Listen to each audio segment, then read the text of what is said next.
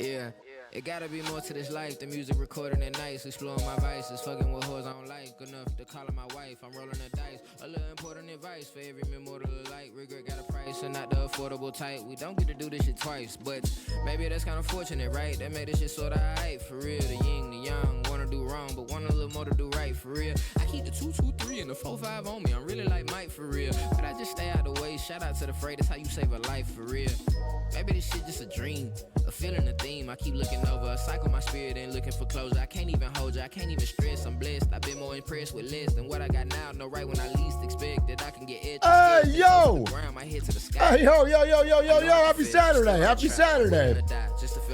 Hey, Canadian guy, Vasher! Sunbeam, Noble Intentions, Fin of Hell, Skymography, early stream Saturday.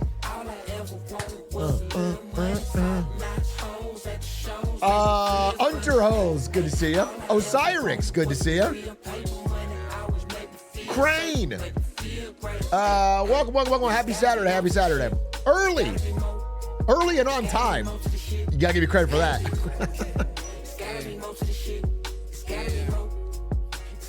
Okay. I dreamed the dreams of kings and queens when I was a measly I love this teen, new album. with hopes of being supreme. Dude, you guys know, this is like old heads only. Do you guys remember like 5 years ago, I made a video called like, what's the best rap freestyle? And I ended up saying it was like Donkey or something. Anyway, someone in chat in that video linked me this guy named Deontay Hitchcock. And I listened to his freestyle on that. And ever since then, I've low-key been a fan. And he dropped a new project just like a week ago, and it's been on loop for me. I love it. I mean, he's super underrated, under the radar guy. I mean, but that's 5 years later. I'm like finding new music because of that stream. That's crazy. That's loco. Yeah, I can remember the freestyle. I haven't listened to it in a while, but I remember the freestyle. I remember like he was like, my Rari paint neon, my chick colder than Freon. something. I don't know. That shit was crazy. It was fucking awesome, dude. It was like, I was stuck in my head for years. Anyway, how the hell are you guys doing? Stefik, thank you for the 37 months. Can we get a W for Stefik, please? Marketing Monday was a Beijing researcher. She literally kept us alive in China. Just a W, please. She deserves it for the work. I don't know what's going on. I got awesome stuff about today. I have a presentation that I want to do about the SAT cheating scandal.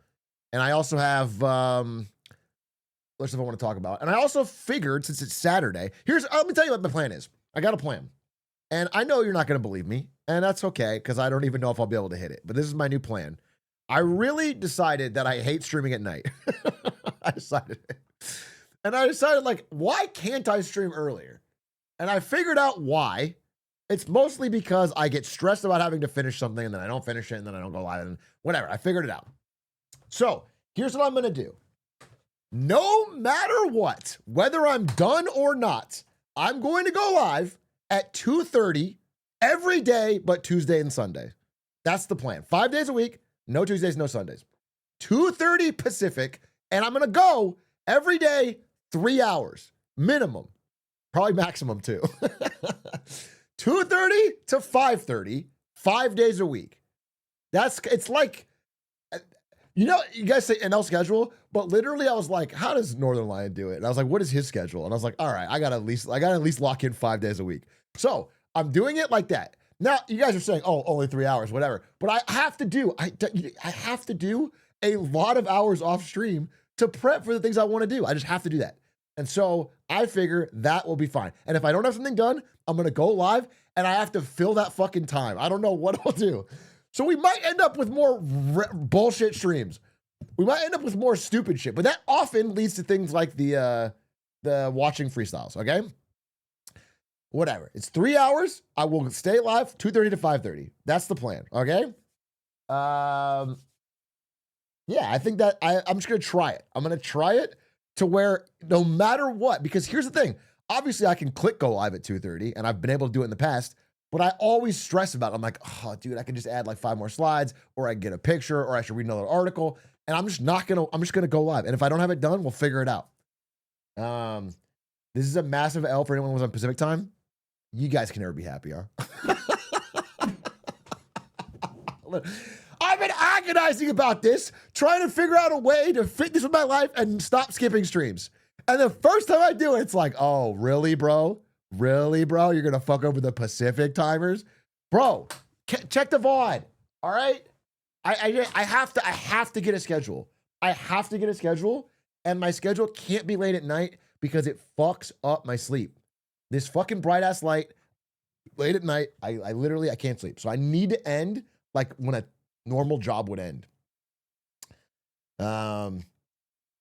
So that's the plan. All right. Can you let me try it at least? I'm gonna try it for 1 week. Okay. So it starts, I guess, Monday to Monday, 5 days, 3 hours at least. And I can go longer if we're vibing, but just stream in the dark, bro. Don't want to see your ugly mug anyway. You're in here in the first 5 minutes. What is that necessary? Is that the kind of What's up, Yeti? How you doing? Happy Saturday. PST has been on top for 5 years. Exactly, dude. Let's let East Coast try for just a moment. I had horrible sleep last night, and I'm just like, I gotta lock in February style. So, have you seen the Topo Chico shortages? Wait, what? Wait a minute. I know I get angry about political stuff on this stream, but this is an actual crisis. Fuck the Iran war. If I can't get my Topo Chico, wait, how do you have a shortage of fucking? Wait, what? America is running out of Topo Chico mineral water? A nationwide shortage of classic Topo Chico mineral water is impacting the US? Wait, that's so wild. What's the reason?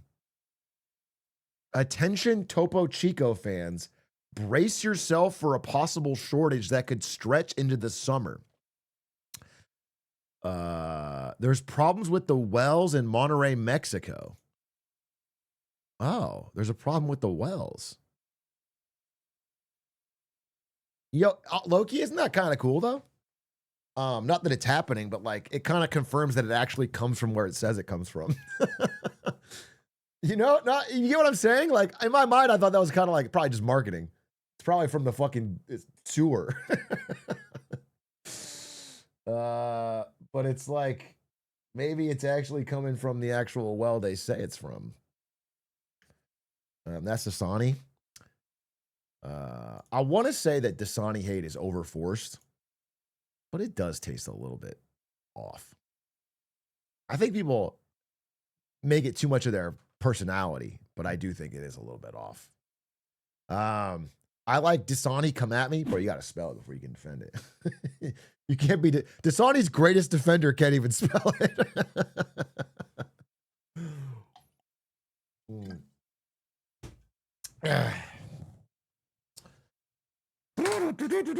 It's spelled Pissani. Nice, dude. Nice. Is Topo Chico like hipster liquid death?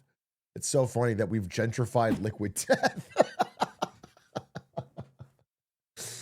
Listen, bro, I got a fucking Mason Perrier right here. I got a Sampel right here, bro. I got all the millennial tropes. The trick is, hey, Chevy. Chevy, come here. Chevy. Where are you, Ting? Meow. Hey, say hi. Say hi, Ting.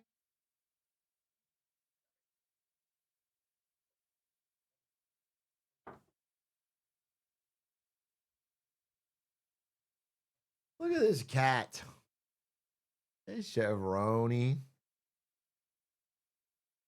He's a chefster. He's kind of like not interested, I think. He's kind of not interested. Yeah, he wants to get out of here. Come on, Chev.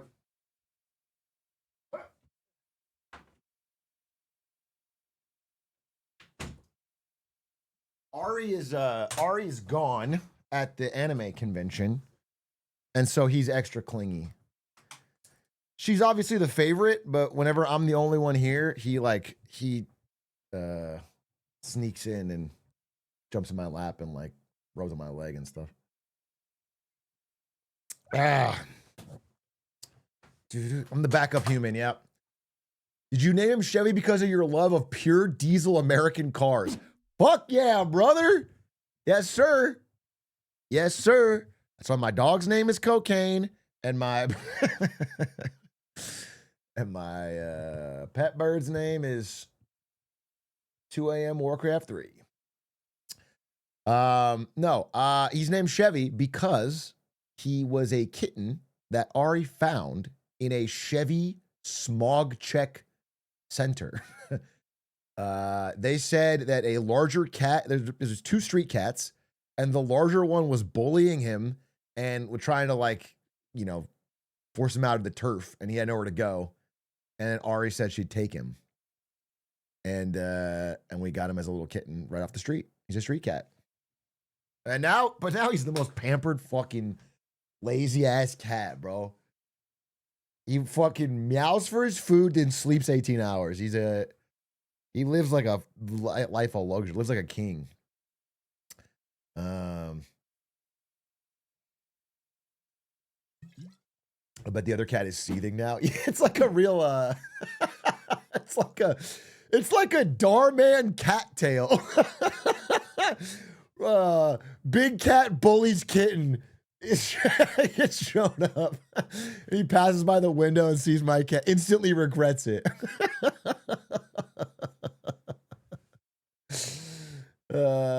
He should have lifted himself up by his paw straps. Yup. What, you look like a nerd today? Actually, I think I look like if the Joker was trying to get his life together. I got like purple and green, and I got I'm trying to fucking turn that shit around. No, it's this is Joker work from home? Yeah, exactly. Exactly, dude. I like the shirt. I just don't know if it's purple hat glasses. But yeah, honestly, I didn't sleep very well. So but that's a good sign. That's a good sign. Oh, you understand that I didn't sleep very well, and I was a little bit like, maybe I should wait. And I was like, fuck it, no. We go live at 2:30, no matter what. Hit the button, and we're just gonna do that. That's a good sign. I just did it, and I do have the presentation, so I'm actually feeling good about that. But fuck it, we'll do it live. Plus, there's a lot of things that are interesting to talk about. But what I wanted to do today, I got 2 topics, neither of which are deeply political. And then I want to watch like history videos. I know that sounds maybe boring to some people, but I think like what's that channel that does animations but it's not oversimplified? History Matters? Is that what it is? History Matters? There was like 2 History Matters that I wanted to watch. And then from there, maybe we just we either pivot to other videos or we watch history videos. I think that sounds interesting. Okay? Or one of those. We could also watch I think Pat Boyle's got a pretty good video on the SpaceX IPO we could watch. I think I talked about it, but I think he goes into nice depth. It'll be really good to watch.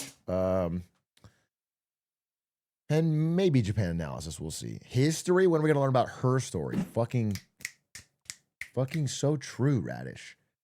So fucking true. Someone needs to finally say it. Watching the stream at work at a nursing home. The residents want to know if you work at Fox News. Do you have an answer for them? The people deserve to know. Yes, nursing home residents. I work for Fox News. And what I want to tell you is that, what do I want to tell you? You should not register. Registering is a fraud. Okay? This is the official Fox News position that it's a waste of time to register to vote. It's lame. It's a Democratic psyop. to try and steal your data. Mail your ballots directly to the White House.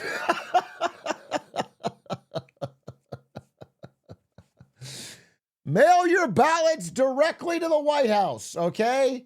Directly to Mar-a-Lago. That way you know they're handled with care. Did you see the guy on Fox News that was clearly wearing some sort of Mission Impossible mask? Actually, a bit of fake news there, Skyggy. He was not wearing a Mission Impossible mask. He was, I think, zooming in to the body of someone wearing a suit. I think, right? Is that the actual answer? Isn't it like a video artifact or something? It was a double shadow. It was a bad chrome. Wait, was he wearing green? The lighting was fucked. Yeah, but didn't it? I thought it was Zoom. Look up Captain. Did Captain Disillusion solve it? That'll tell me.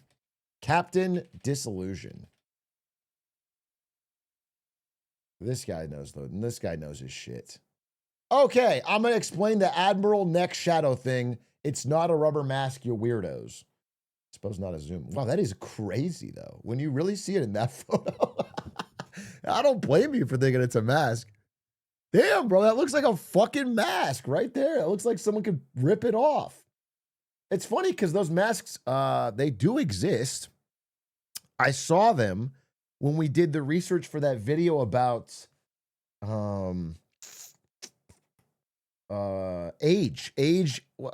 Australian age limits for social media. It was like people in Australia were buying these masks and putting it on and then scanning their face and saying they were 45 and they could get on to social media. Anyway, let's see. In a news studio or a commentator's living room, you're going to have some sort of basic top lights, which on their own, no matter how soft, create some shadows. Note the one touching the collar is cast by the jaw. So lazy, no good studio gaffers might stick a bottom fill light to counteract. Okay. So far, so good. Added together, they end up as barely passable face lighting, except in this case on the neck. The shirt collar cuts the fill light. Okay, it's just a lighting thing.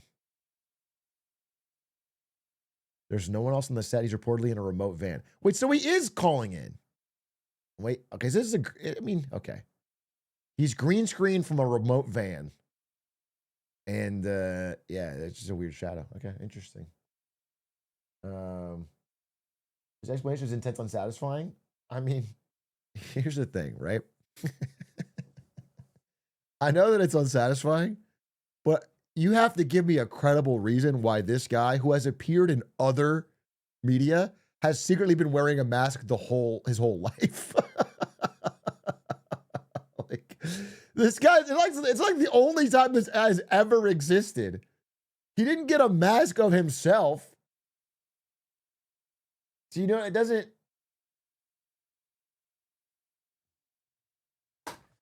I think there's a tendency to want it to be crazier than it is. Although I don't know where I heard the fucking Zoom thing. I thought that was true. Look at me, I got fooled.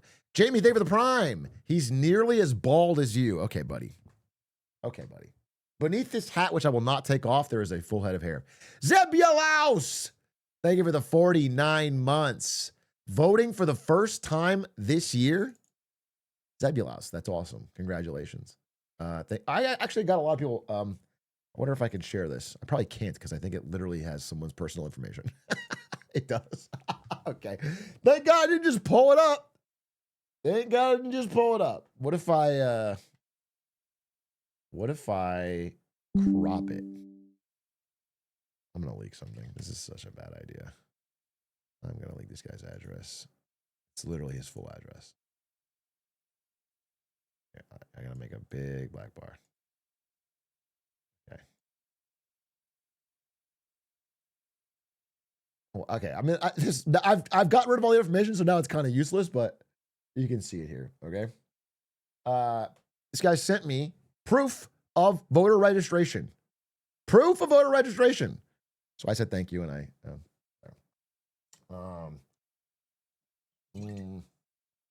and people have been sending me stuff about that, and it's really cool. And I haven't even done anything yet. So I really think we can get people to register, which is fucking cool. I'm one of the things I'm most excited about right now. Why did he dox himself to you? I don't know. What do you think I'm going to do? Start stalking him because he gave me his voter registration.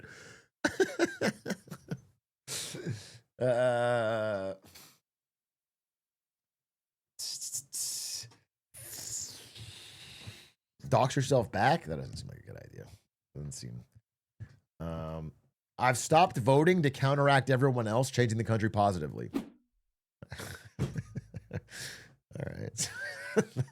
not really the ethos I'm going for. Not really. I'm not super happy with that, but I guess it does seem smart. Hey, Atrioc, long-time YouTube watcher here. What do you say? Finally caught you live? Finally caught you live. Yeah, well, it's because I'm finally doing this the early time.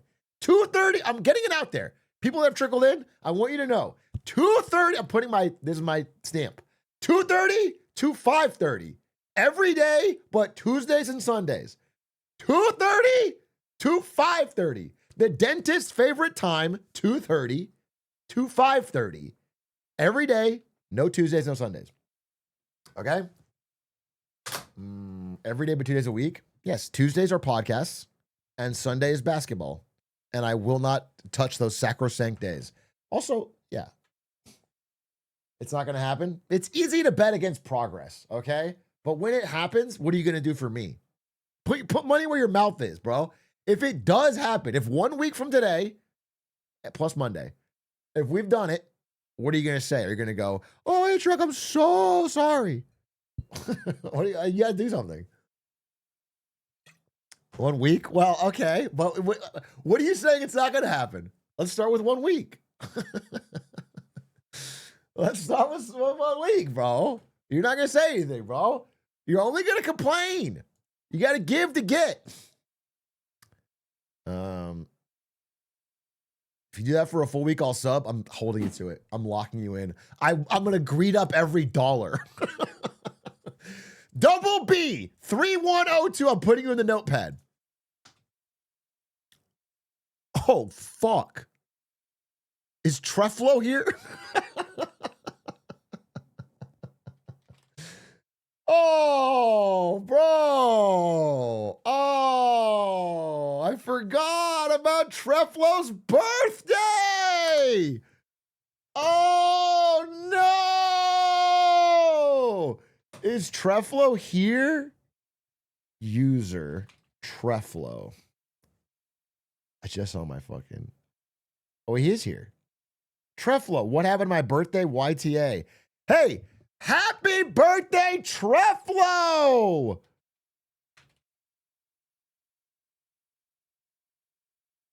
Three, two, one. Happy birthday! Happy birthday to you.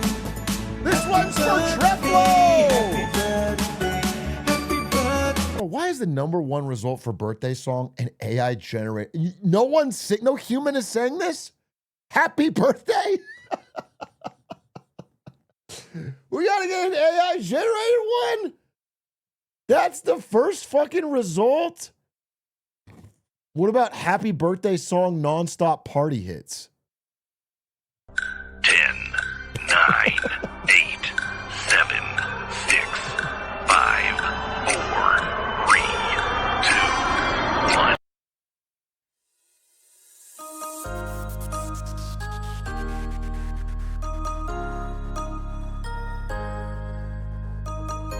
I think this is also AI.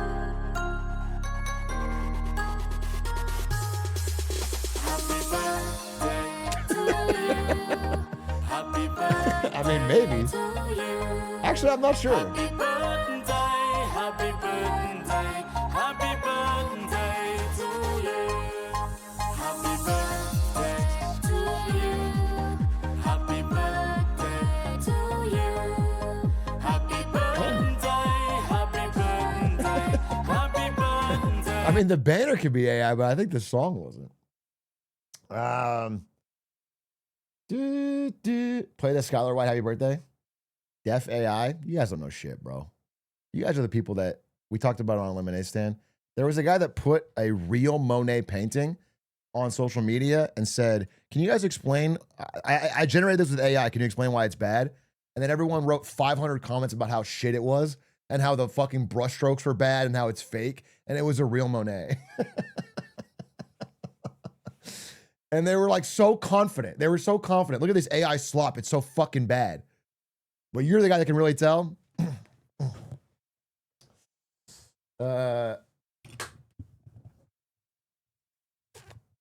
What if people just hate Monet? No, because the real art chads got it. There was like a couple art chads that were like, damn, this is pretty crazily good. Like, this is like, it looks like his late period brush strokes, and it's, wow, I'm pretty impressed. And I was like, damn, you're a real art chad, bro. You fucking, you know your shit. Ba-do-boop-boop-ba-doo. Ba-do-boop-boop-ba-doo. Do-do-do-do-do. No. You once said that Biden selling off the oil reserve was the greatest oil trade of all time after you were initially skeptical of it. But lately you leave that out and describe yourself with some uncertainty. Help me understand. Yeah, I can answer this question. The reason I am more negative on it, although it's much worse now with what Trump is doing, the petroleum reserve, is that he never bought it back. Biden dumped the strategic petroleum reserve when prices were very high. And then oil prices got very, very low. And I was like, damn, well, that was incredible timing. Like, he perfectly timed it, and now he can refill it. But then he didn't refill it. And so it's not a great trade anymore. It's just probably waiting for lower oil. They got lower oil.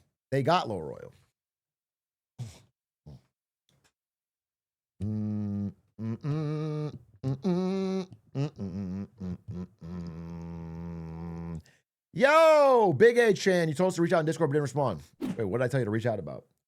People reached out about the SAT stuff, but I don't respond to that. I just yoink your comment and put it in a different presentation if I liked it.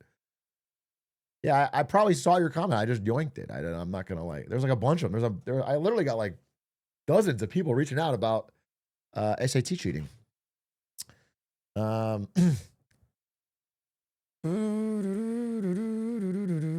It's equal because they steal homework. It's a symbiotic relationship. Bus goes round, thank you for the prime. Car score, thank you for the prime. Cassetros. What is that? The Cassetros? Why does that ring a bell?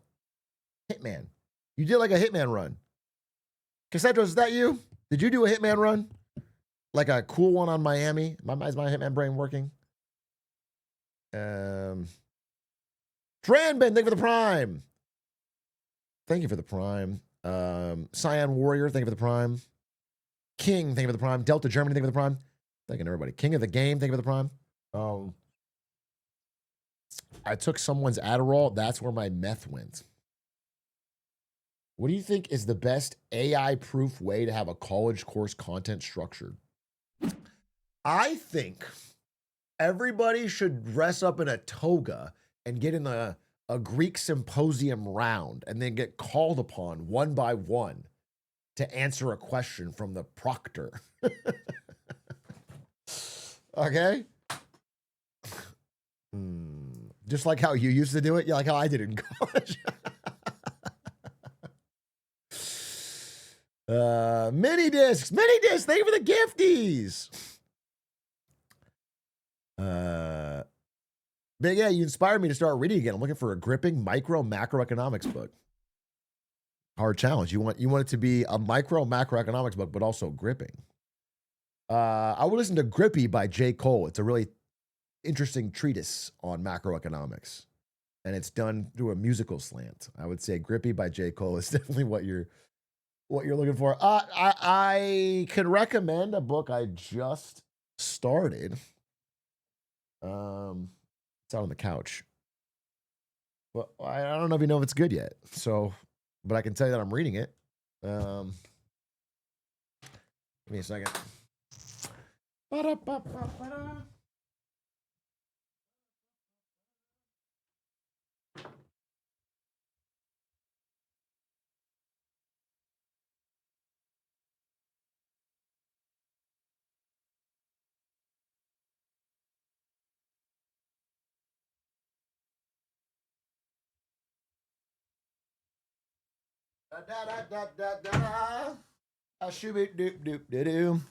Whoa, thank you for the gift, these mini discs.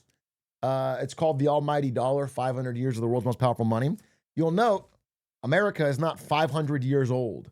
So it's actually, I mean, only early on, but it's actually a pretty interesting history of reserve currencies in general and how the country that makes them has less control over them than you think. They almost like exist as a byproduct of their military and economic dominance. And it's like not something you get to choose or have. It happens to you. Interesting thesis, interesting book, and it's kind of a fast-moving financial history. So far, I like it. But if you buy it, use my Amazon checkout code. Hey, Atrioc, long-time YouTube frog, first-time chatter here with a question. I just got into a very prestigious CS program, MIT, Stanford, Caltech, etc. You got into MIT, Stanford, and Caltech? And you're worried about AI in computer science. Do you have a general advice for college? General advice for college is to, join some clubs, meet some people.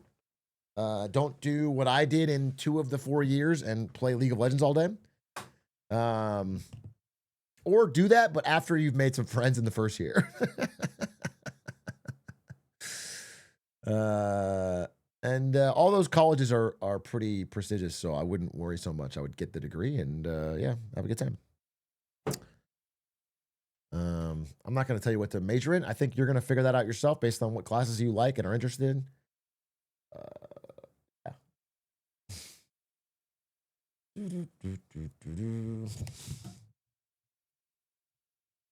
Yeah, you'll be all right. You'll be all right. I will say, like, it's probably more than ever one of the weirdest times to be learning because the actual industry is changing so much. And, college learning is always behind actual practices in the industry, but it's probably never more so than right now. But whatever, man. You learn the basics. It's good. Learn how to learn. Zeno Sam, thank you for the 38 months. What lake are the Lakers named after? They're like Minnesota. They used to be the land of the thousand lakes, and they're from there, and they moved to LA, but kept the name Lakers. Which is kind of stupid. Like, we don't have a lot of lakes. It's just like Minnesota was a small market, so they moved the team to a big market, LA. And then now they're the LA Lakers decades later. They should be called the LA Traffic. Yo, that actually kind of fucks. Like, yeah. And like when you play good defense, it's like you're getting stuck in traffic, bitch. That's kind of good. The LA Traffic, dude. We have like a car. Can't beat the traffic. That's kind of good, bro. And then it would be like a badge of pride to not leave early to go beat the traffic. Do you know what I'm saying? Really, that's the story? That's the story, bro. The Lakers have honestly a dumb name, but they've made a franchise off it, so now it's kind of like iconic. Damn, I would love them to be called the LA Traffic. I feel like it's kind of a hype, tongue-in-cheek, poking fun. I think the trafficking puns might be bad there. You're worried that what people are gonna think they traffic drugs? That if they change their names to the LA Traffic, people are like, oh wait, Luka Doncic is smuggling people or drugs. I don't think so. The LA Traffickers? That goes even harder.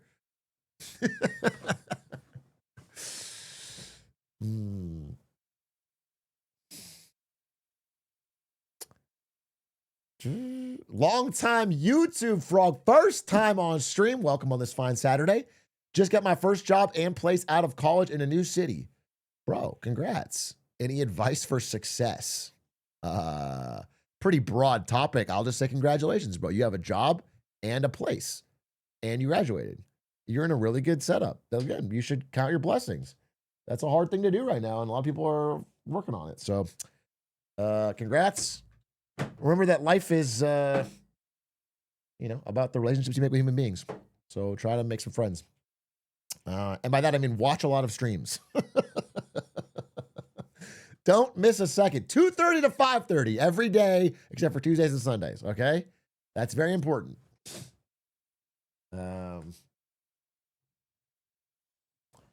Bet everything on pawn market and don't look back. True. Get information at your job and inside trade. These are all good fucking pieces of advice. Yo, first time chatter, long time viewer. I'm starting a game studio. Any advice? Let me tell you something. If you, this is a great, welcome to the stream. I got great advice for you. If you are looking to find great programmers, look no further than streamers, is what I'm saying. If you're trying to build a game from ground up, go find a streamer. They will code that game top to bottom. They have an eye for these things. They can get into the code. It's just a good. You can handle the ideas and that crap, and then let them really build it. That would be my best piece of advice for a game studio. This is not about Power Software. This is about, I was making a joke about me not doing any coding on Get to Work. You guys are all, you turn into Power Software. I'm talking about, it was Isto. That was the guy that made Get to Work. Nobody even fucking knows anymore, bro. Isto don't even know you, bro. This is about Queso. I was giving a gut punch to Queso.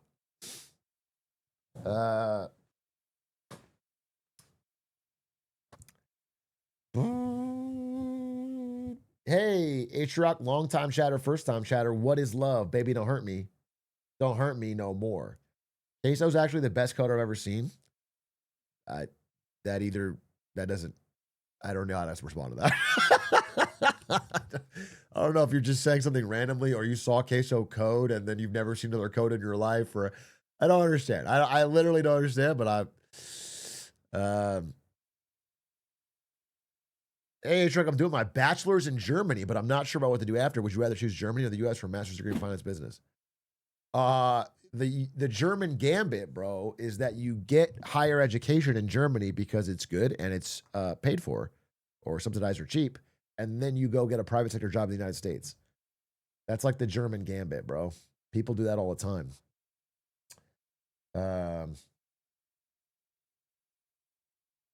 Because they don't pay that well, and there's not as many jobs.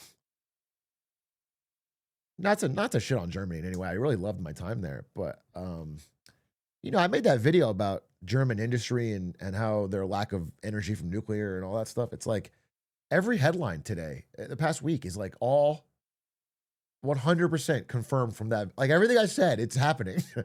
Germany is having like an industrial fucking meltdown, bro. Everything is getting eaten their lunch by China. They really, I mean, it's a crisis. It's a crisis, bro. They are in a fucking crisis.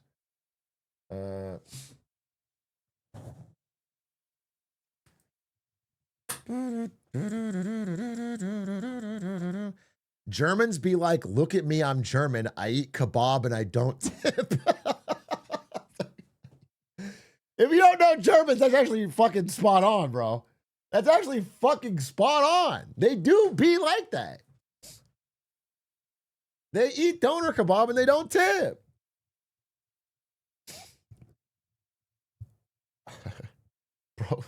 Bro dropped into my chat just to say Trump is a pedophile and auto-modded. Who are you trying to convince, bro? You think I'm not on that tip? What do you think I'm how are you in my chat? What do you oh really? You changing my mind? Wait, what?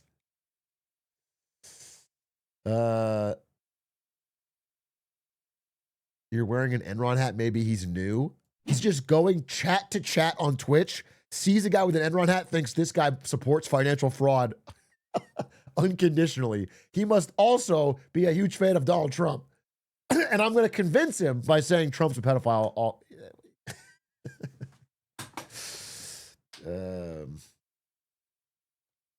Okay, I got to blow my nose. You guys can spam Yep Coke if you'd like.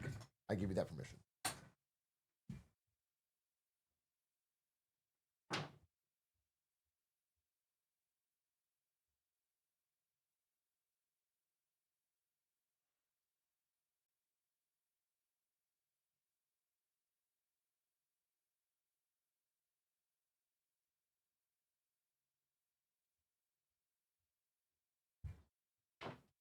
Oh, yeah. Oh, yeah. Yep, Coke. Yep, Coke. Yep, Coke. Yep. Bro's gonna OD at this rate. If I did cocaine the way you guys are saying, I would have been dead 4 years ago. Every time I leave stream, you guys say I'm doing cocaine. The amount of bumps that would be. It breaks my heart there are chatters that don't believe in us about 2:30 stream time. What do you mean us?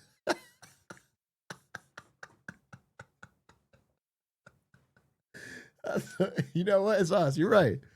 This is a team. No, you're right. And you know what? You know what I always said? They not like us. You know what I'm saying? David, they not like us, bro. It's no better way to say it. 2:30 stream time every day, except Tuesdays, except Sundays.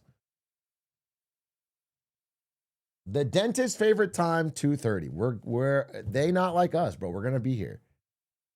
And I want you guys to spam that whenever we show up on time. What time are we streaming tomorrow? I know Sundays, bro. I don't stream on Sundays. Actually, tomorrow I have to watch the Stanz's dog. Maybe their kid. So I'm and I'm playing basketball. So I will not be. Maybe it's so funny. Yeah. Tuesday works better for me. Can we stream then? Oh, I'm so sorry, Fedora Swag 42069. I should have thought about your schedule when I made. It's just like it's so hard because I have to. So you do 2 things the whole day. That's one more than your dumbass, which is sit in my content and talk shit. Okay? Yes, I'm doing 2 things on Sunday. I also have to clean because Ari's going to get back on Monday. All right?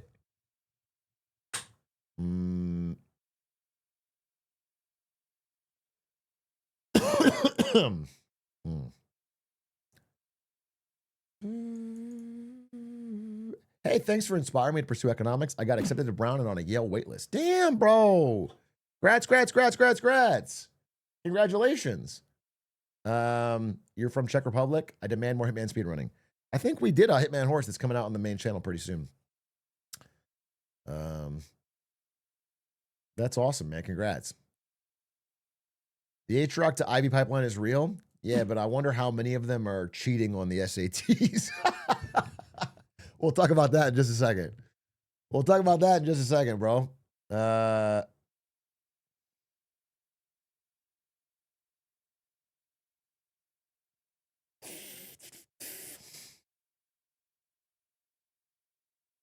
I was supposed to file my I-485 green card AOS application this week, but yeah, don't you have to like isn't there making a rule where you have to go back to your country to file the application? So people have to like leave for 6-8 months and then come back. But I heard it's like not as it's like unclear. Like it's one of those things where they make a big fucking pronouncement and then the actual thing is not as insane. So everyone's kind of waiting for. You can't say go back to your country. I'm not saying it like go back to your country. I'm saying it like you came from a country when you're getting a green card. Definitionally, if you're getting a green card, you're from a different country. Okay? It's not, you didn't. LSF. Oh, God, Blue Sky. Check Blue Sky. It's over for me.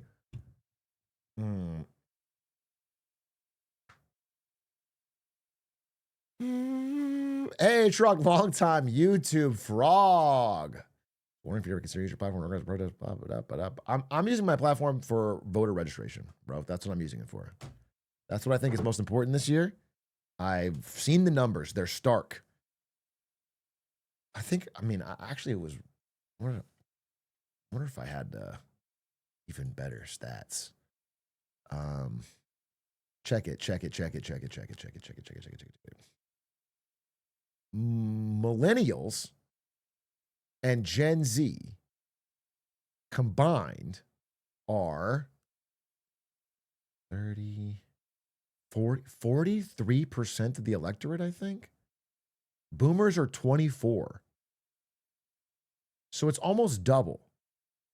But they vote at a like boomers are at 80% registration rate and 18 to 24 is at 50. So it's, you know what I'm saying? We got to get that to 67. We just got to get that up. We got to get that up. Like if they did, I like that I made that Bugs Life analogy because it's so true. It's just, they're outnumbered so much, but people don't use that power. And if they did use that power, they would completely negate the boomer vote. And that's like pretty powerful. It's like, when you think about it, like every day, like 10,000 boomers die, bro. They're like losing their grip. And it's time. It is time to fucking pry the fingers off the handles of power. Yeah, I don't know. Am I wrong for saying based? I mean, look, obviously I've fed into this. I don't think that just because you are a boomer, you're a bad person. It's just an age thing, right? It's like in decades, some Gen Alpha is going to say about you, bro. I think it's a cohort of boomers that have had a lot of wealth and power. There's obviously many boomers that are broke and are struggling and are trying to figure shit out and whatever. You know, I'm not saying. But I will say that like that generation, dollars to donuts, had the easiest in America and in a lot of countries, actually. That generation, that post-World War II generation, had like the most up into the right graphs. You know, they had wind in their sails. Everything was a little bit easier. And they fucked it up in a lot of ways. And now the wind is going the other direction. Everything's a little bit harder. And so, yeah, I don't blame every individual person, but as a group, I'm frustrated with them, obviously. Even in Germany and Japan. Yeah, even in Germany and Japan. The Canadian boomers became multimillionaires off owning a home in Vancouver, Toronto. Yeah, 100%. 100%. They did. But I mean, you do the same thing if you were in those same economic conditions. You know what I'm saying? As an individual, you're kind of just riding the wave. But there was some leaders of that group who were uniquely selfish. Not China, though? What do you mean not China? Tell me something about China that you think you know. If I have to hear somebody fucking say some fake shit about China again, I'm going to lose my mind. If you think they don't hate boomers in China, bro, they fucking do. If you think they didn't have a housing bubble in China, they fucking did. Everyone, it's not utopia, bro. It's another country.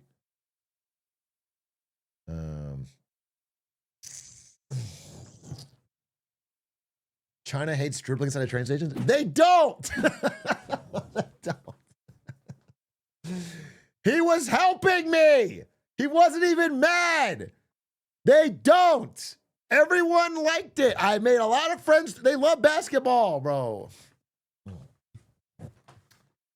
Hey, this is my first time catching a stream. I'm watching Hitman Horse videos right now. Well, there's a new one coming pretty soon, Detroit Forever. But if you're a Hitman only frog, today is mostly about news.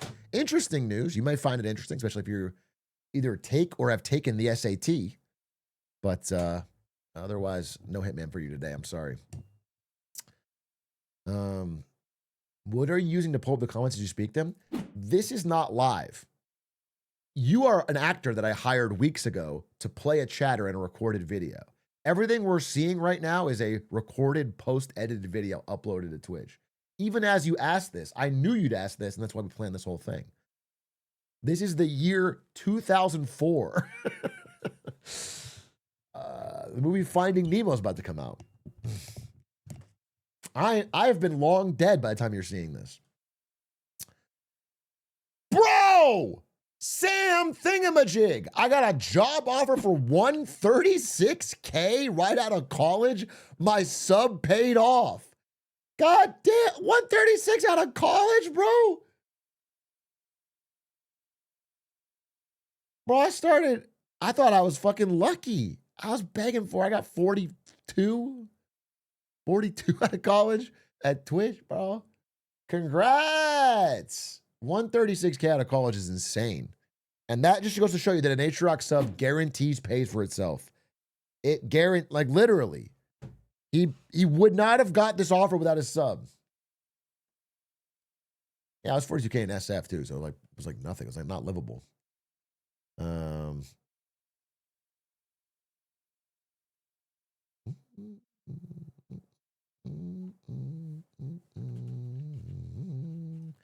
What about and so like sorry to make this a big point, but like so 136K, let's do a little math here.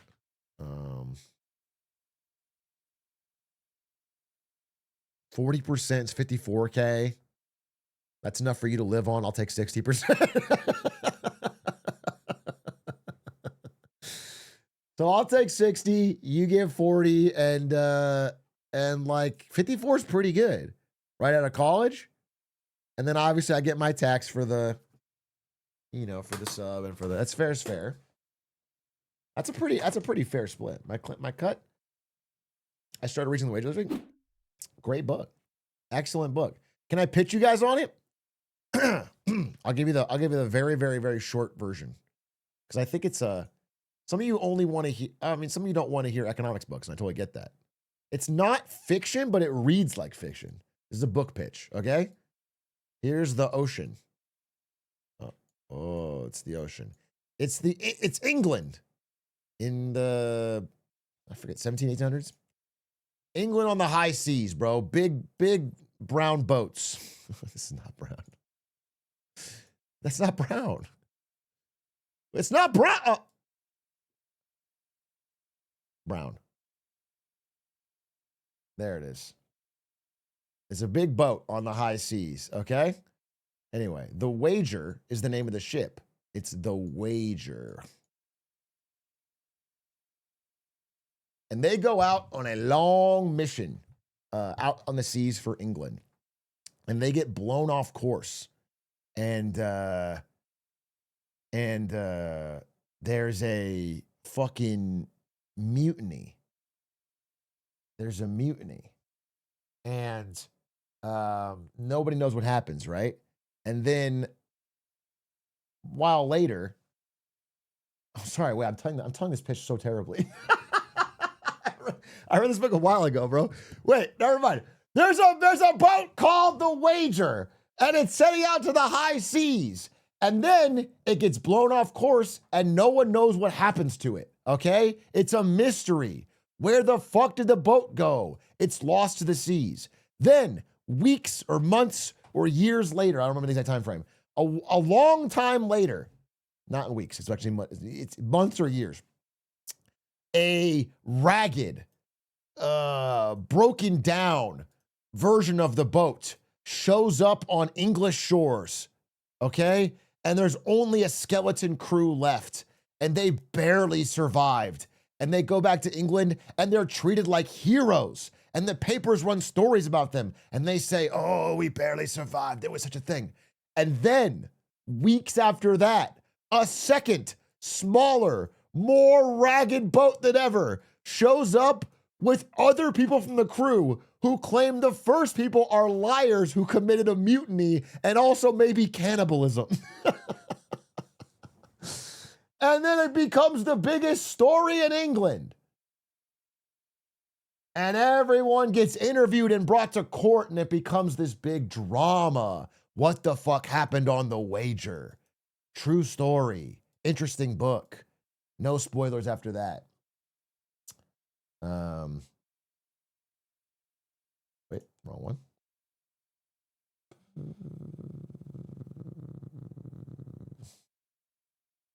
Is this a metaphor for the Trump administration? No, it's a real boat. It's the biggest story because if they're cannibals, it means they ate British food. It's just funny to imagine. They had plenty of food on the boat, but it was British food, so they resorted to cannibalism. It's like, I would rather eat your arm than eat beans on toast again, bro.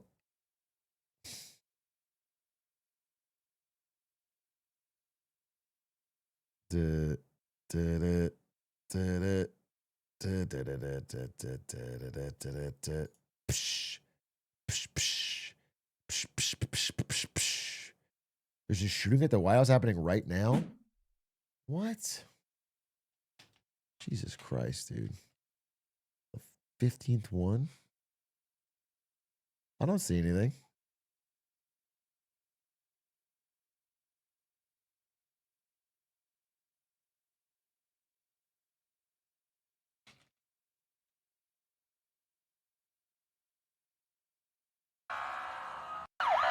"20 gunshots here near the White House. Police are seen racing to the scene. 30 shots fired outside the White House." The two sides to remain far apart. That President Trump has said a deal is close, only for the two sides to remain far apart. Oh, damn. No. Jesus Christ, bro.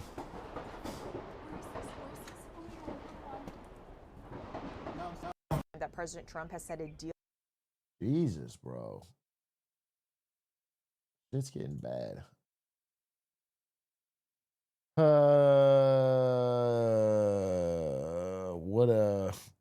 What spin is going to be used to get the ballroom? There's a lot. I mean, it doesn't. I don't know. I'm not going to say anything until I know. I don't think anyone was shot, basically, is what they're saying. But this is like 5 minutes ago, so we really can't tell. The press reporters outside the White House are in the briefing room. No one's hurt. Snipers are on the White House roof. It's kind of wild because they were supposed to be doing the Iran deal today.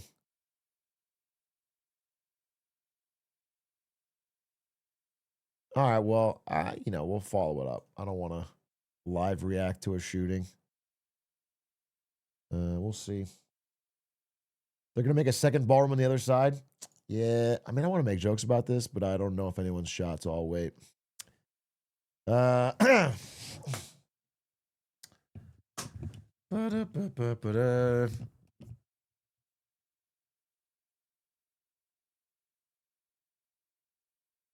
were going to wrap up a round with a bow, but unfortunately shots fired. Yeah, dude. I mean, he did release today that they're like, it's just crazy. I don't know how many times they can run the same fucking gambit on Hormuz, where he keeps saying, we got a deal, it's over, now we're going to have open, and it doesn't happen. And they've done it. I'm not, like, it's almost comical.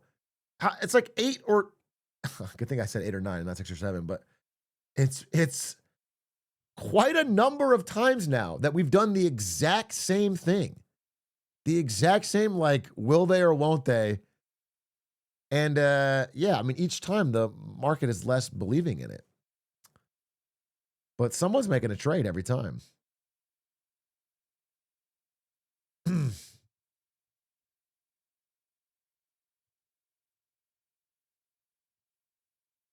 it keeps people buying the Trump phone, they'll keep doing it. You think the Iran war was a strategy to sell Trump phones?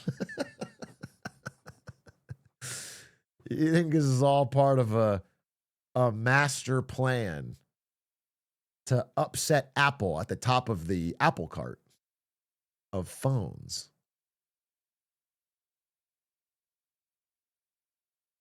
Interesting. And it's working. I've seen Trump phones everywhere I look. Do you think all the talk of ending Iran war is just Trump trying to dump his stocks for the market tanks? No, I think the talk of the war is to try and keep oil prices from escalating. There's people insider trading on it too. People within the president's circle or his family or something. Because there's massive oil bets placed every time. But it's called jawboning is the idea. And jawboning is like trying to use words to accomplish what your actions could not. And it's big in politics. Central bankers do it all the time. And you're trying to talk tough. You're trying to act like things are better than they are. But it's a short-term solution at the end of the day. Like, it doesn't change the facts. Like, if fewer barrels of oil are being delivered, or fewer fertilizer is being delivered, or you know what I'm saying? Like, that's material impacts. You can only hide it for so long. And again, right now, it seems bad, but it's not nearly as bad as it's going to be once we stop draining the Strategic Petroleum Reserve. Like 14 countries are draining their oil reserves.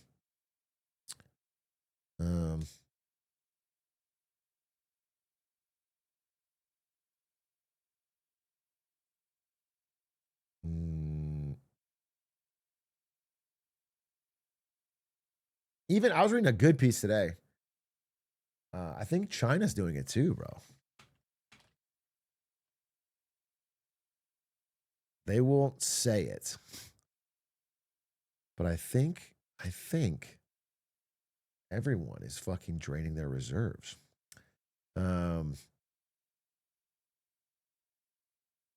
It's awesome. We even halfway through his term, when else is gonna fuck up. That's why I'm hopeful for the midterms, bro. He can't be running wild like this. Dude, 1 year of him running wild is like so much damage. You know, there's this guy. You guys ever heard of Francis Fukuyama?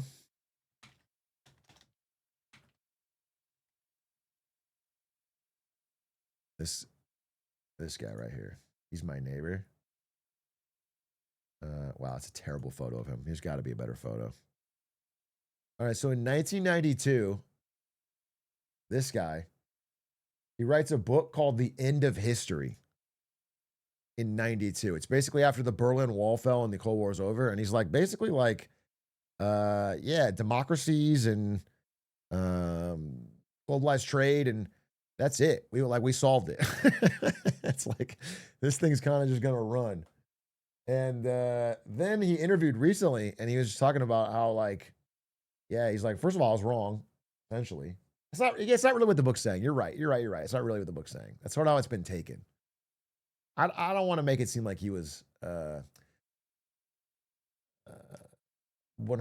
incorrect, but definitely his thesis has changed. Anyway, he says he's wrong, but he also says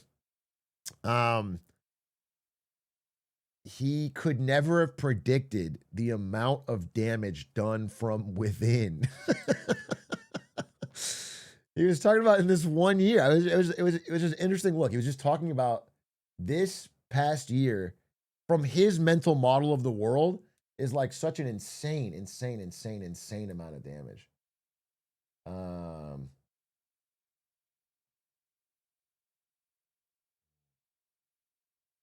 And like he's talking like the structure of alliances. He's talking about you know, currency powers, trade power, all that stuff. It's all being destroyed.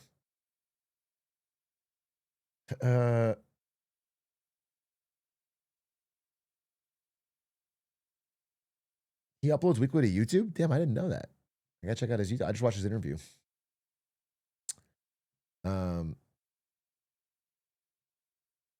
Hashtag drain the straight. Fucking yes, dude. Finally someone's saying it. Drain the straight. Enron Enjoyer, thank you for the 51 months. Thank you for all the streams, even though you missed Paper Mario today. Thank you. I appreciate that. Glizzy Cow, thank you for the 31 months. Anime Champion, thank you for the Prime.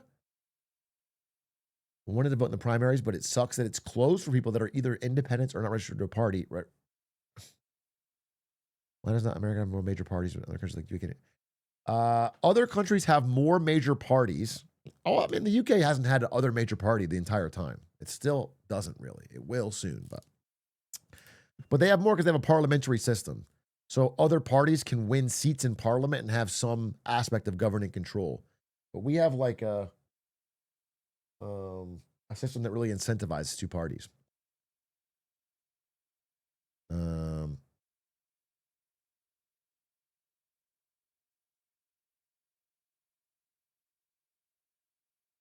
Got a big compliment on the Enron quarter zip today at Costco. Someone at Costco said, nice Enron quarter zip. Fuck yeah, bro. That's what it's all about. That's why we sell them, okay? So that you can look fresh as fuck at Costco, get compliments. Let me tell you something. If you ever have a finance teacher or an accountant and you wear an Enron thing to them, they'll always laugh. They'll always give you an attaboy. That's why I wore the Enron hat originally back in college. I've been doing it for fucking 13 years now, something like that. Something crazy. Failcodes.co. I thought it was for profit. No, no, no, no, no. You think I make a profit on these hats?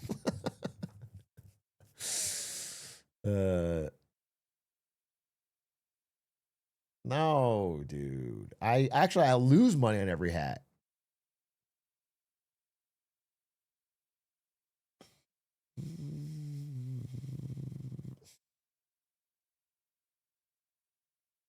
I hope Carvana fails so we get the hat. Dude, I hope Carvana fails every day. Carvana failing would be such a sweet bit of justice in this fucked up world.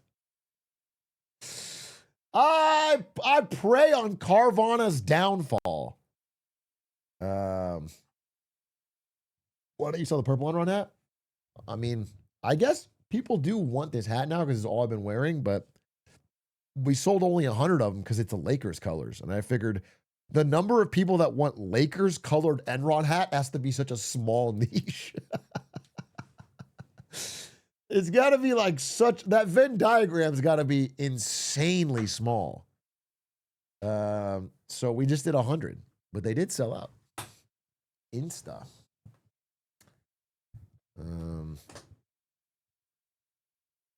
I want GME and AMC to fail before Carvana. Did you guys ever read some of the comments on, dude, it makes me, because I had this thing recently where I was like, I'm done being sad for these people. If you still get fooled, then you're a goof, you know, like, come on. And now I'm sad again. And now I'm fucking sad again. I was reading some of these comments and it like legitimately, I'm trying to find some of the ones I was talking about.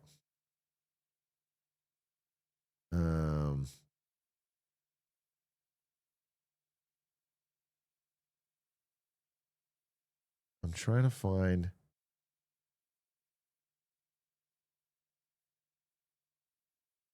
this one. This one made me fucking sad, dude. Here. Please just mow ass pretty please. I really need GME to not even mow ass. This is like their fabled belief that it's going to go to $10 million a share or whatever. Just go up. I started buying back in 21 when it was over $400 for a share. I've been able to buy as the years pass, and now I have a little over 800 shares. Hubby has a lot more. Just a run could mean the fucking world to us. I really need this. My job sucks so bad. I've been crying like a little bitch all night. Downvote if you want, but I've had an extremely shitty week. Every week of my job is this way, but this one's particularly bad. Today I started panicking because RC, Ryan Cohen, CEO, is a billionaire and has plenty of money, so I don't know. What if he does something to fuck us all over? I'm not spreading FUD. I'm definitely not selling, but I'm having a hard time saying Zen. And it's like, fuck, dude. I feel bad. This person has been sold a false bill of goods. And like when they start to realize it, all the comments go, you're a fucking fudder. And they just yell at her. And it's annoying, bro. It's such an insane sunk cost fallacy. It's been years and years now. And the guy's fucking big eBay plan is a way to fucking dilute the company to make him rich. And if you tell someone that, they get mad at you. And then they're asking for fucking roaring kitty. A kitty tweet would mean so much. Bro, you're begging for like a coked out 42-year-old with a headband to put a meme to try. It's like crazy. He made, I don't know. It's crazy.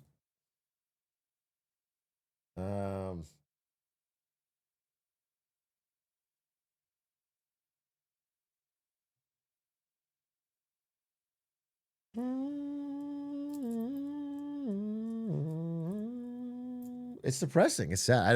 I don't like reading it. I don't know why I do, but it comes up in my Reddit.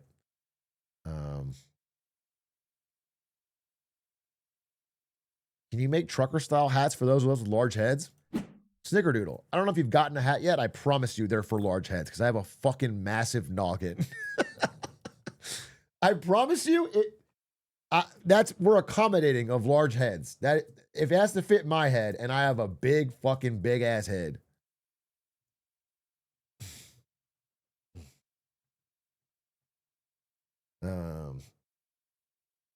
I promise you, dad hats never fit me. I, I would take the bet. I mean, unless you've got, I don't know. I got a big head, dude, and this thing fits good. It's not even full. I got more room. I think you can fit. I promise you can fit it, but maybe I'm dead wrong.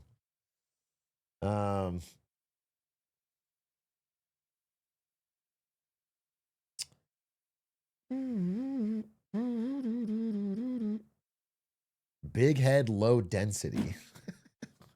Call me stupid. Yeah, I found out that the A in big A stands for big ass head. Okay. Yes. Yes.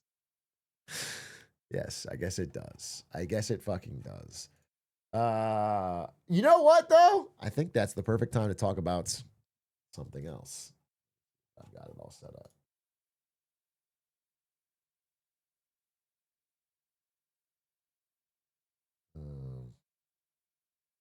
Does LeBron think the Lakers Enron hat is funny? He chuckles every time, bro.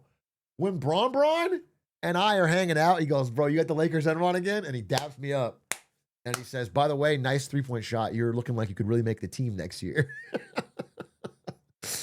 That's our conversations, bro. We chop it up. We talk about ball. We talk about life. We talk about, he's actually pretty informed on like Strait of Hormuz and stuff.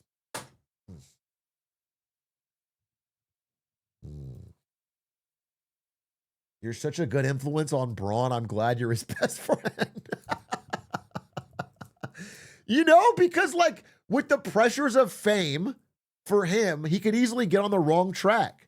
And so having a good friend like me is like actually like it means something. It kind of grounds him is what he's told me.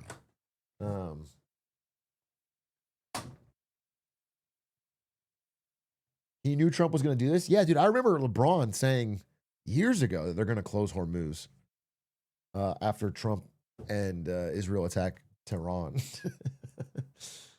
That's what he told me.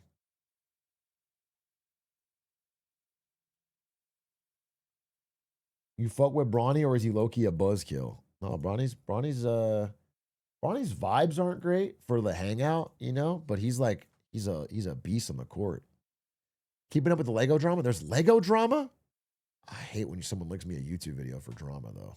This man spent his life collecting. You link me a 90-minute YouTube video about Lego drama. No. Dude, you guys have hyperfixations, bro. That's crazy. There's only 24 hours in a day. 8 of it you spend sleeping. And you're going 90 minutes, gotta go on Lego drama.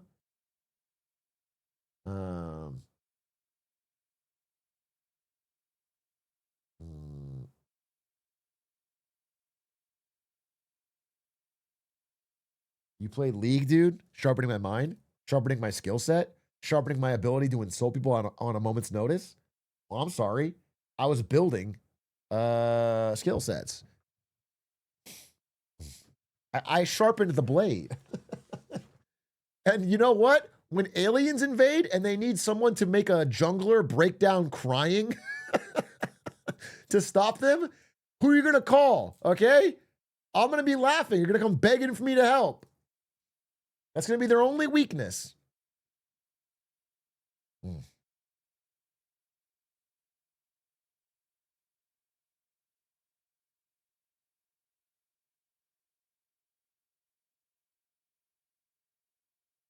That guy had thank you for the 7 months.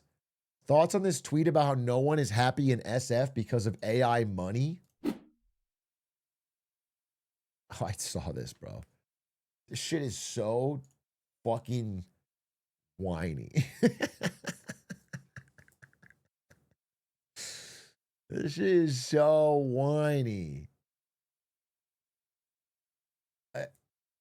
It's about like very well off people being upset that other people got even more well off. This whole thing is like it's a symptom of this kind of culture in these areas of like obscene levels of wealth and status chasing. Uh,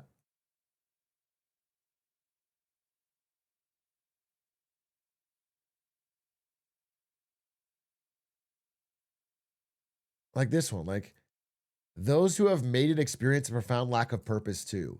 Some have gone from 150K to 50 million in a few years with no ramp. It flips your life plans upside down. For some, comparison is the thief of joy. For some, they escape to NYC to live life. For others, still, they start companies just cause to win status points.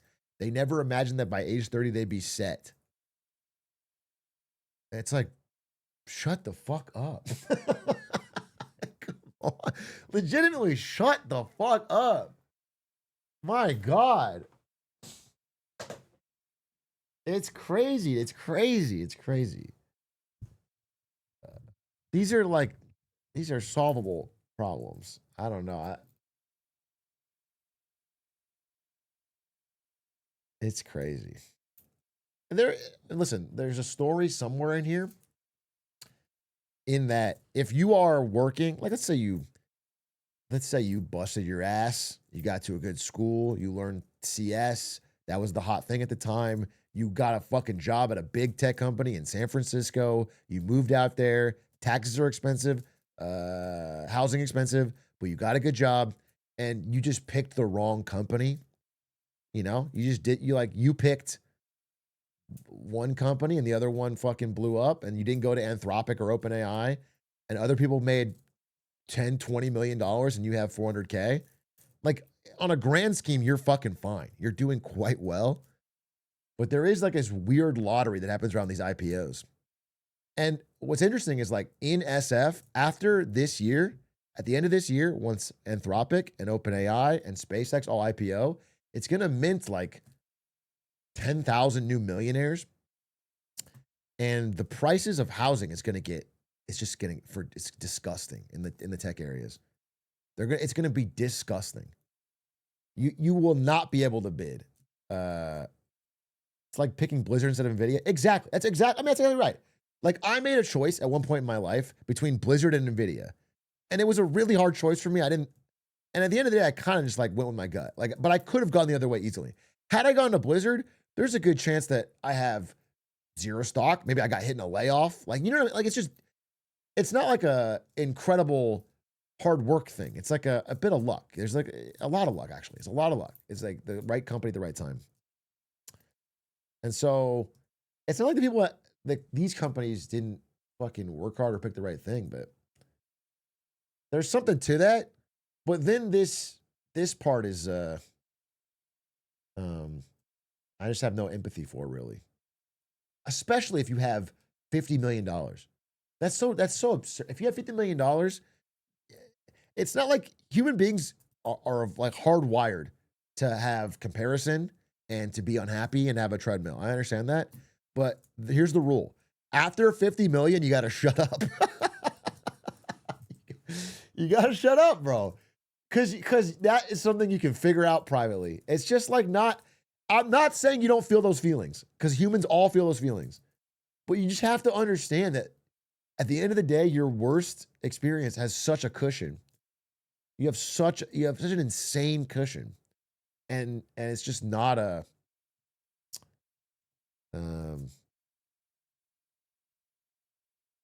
just don't read it. I mean, you're broadcasting it publicly, but it means I can fucking give my opinion. I think at 136K a year starts to get like that. I mean, I see what you're saying, but 136K a year in a high cost of living area is like, if you want to start a family or something or get a house, it's still easy to struggle.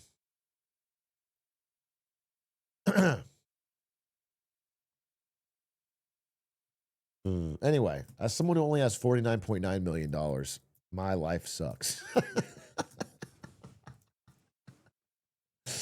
And we can agree on that, bro. It's fucking difficult as shit. No, I'm nowhere close to that. This is the scene from Succession where they're like, you don't want 4 million, that's the worst number to be at. Yeah, exactly. Have you seen that? I haven't even watched the show and I've seen that scene. It's so funny. It'll drive you un poco loco, my fine feathered friend. That's a great. I don't even see the show and I love that scene. It's so funny. Do you regret selling NVIDIA too early? Not even a little bit, bro. No. I think I made more off gold than what I put it into. But even if I didn't, I feel way safer. Listen, what you got to understand is when my entire net worth was in NVIDIA, by the way, too early. I mean, I got it in 2017. I sold it in 2024. All right. When my entire net worth was in NVIDIA, I checked it every day obsessively because it was such a panic for me. I'm already a guy that's not comfortable with these overstretched valuations of tech companies. And it was my like future. It was like I was like, whether or not my, kids go to college, everything was like all in this one thing. And I would check it all the time and I would think about it. And then ever since I got out of it and I diversified, I don't check and I feel really good and it's way better. And I paid off debt, no fucking stress. I think it's the way to live, bro. I think it's the fucking end goal. And that way, I don't know. You don't have to chase more money. You don't got nothing. It's, it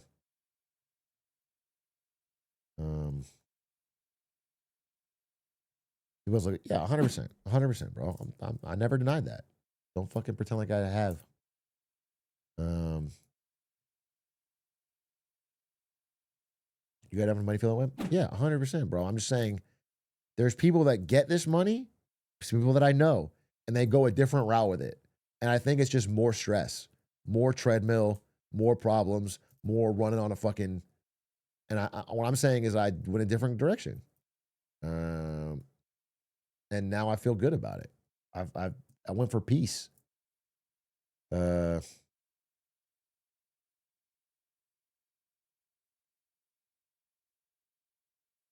drive a fucking beat up Honda Fit. Nothing. It's just this dude has this money and still works the hardest job. Can you believe how hard it's gonna be once I have my fucking schedule? Fucking 2:30 to 5:30. It's the hardest job in the damn world, bro. We gotta get you an EV though. I'm having a hunger strike until China's EVs are allowed. Until I can get a Xiaomi SU8. I'm gonna break down that barrier.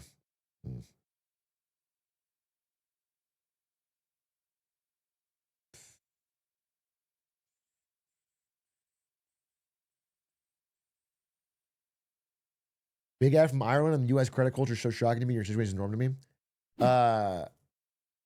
Listen, I feel like, if you guys don't know, there's like this drama about me not using a credit card on Lemonade Stand, and then I got a bunch of people angry. If you have the money and you pay off your credit card bill every month, it's fine. It's a fine choice. You can do it. I'm not personally judging you. But then they get so, it's so triggering. It's like they think I'm attacking their character and they're so mad at me for not doing it. Like I have to do what you're doing to. It's like, bro, I have a 800 credit score. I don't use a credit card. I'm fine. I like the whole culture of never, ever, ever using any of this stuff. I like it. That's it. Simple for me.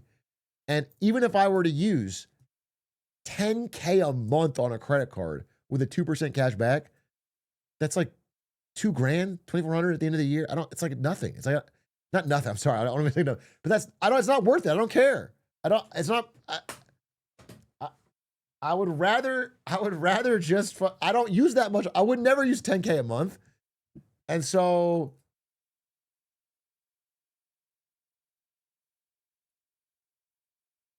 you rent though, right? No, I don't rent. Interesting. 13 minivan. Why China recommended you? I have been you guys see that even Xi Jinping, sorry to switch topics so quickly, but even Xi Jinping said some shit about the Ukraine war. He said like Russia may have overstretched or something. He said like Putin may end up regretting it. Which is crazy because they've been rock solid on this. And then Putin showed up. It's kind of crazy how Xi been aura farming a little bit. with these meetings because Trump shows up, glazes him, a lot of glazing. And then next week, Putin shows up and Putin was glazing him. Putin doesn't really glaze. But you watch the videos coming out of the event, and Putin's like, he's like learning Chinese phrases and he's like talking about how our meeting is like 3 autumns or whatever. He's kind of glazing him, bro, because I think he really needs him. Putin legitimately needs his ass.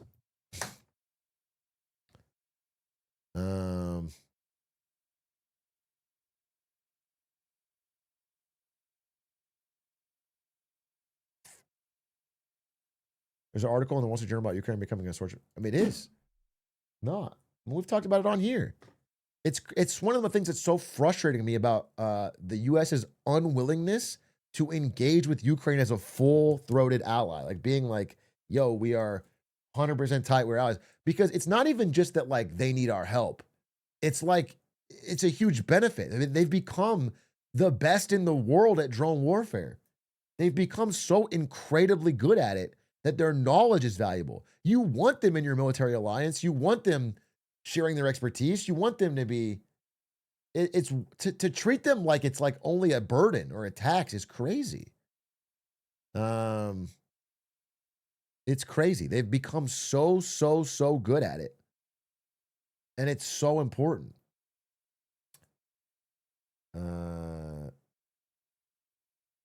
Like they're doing, I mean, they're just taking sanctions into their own hands.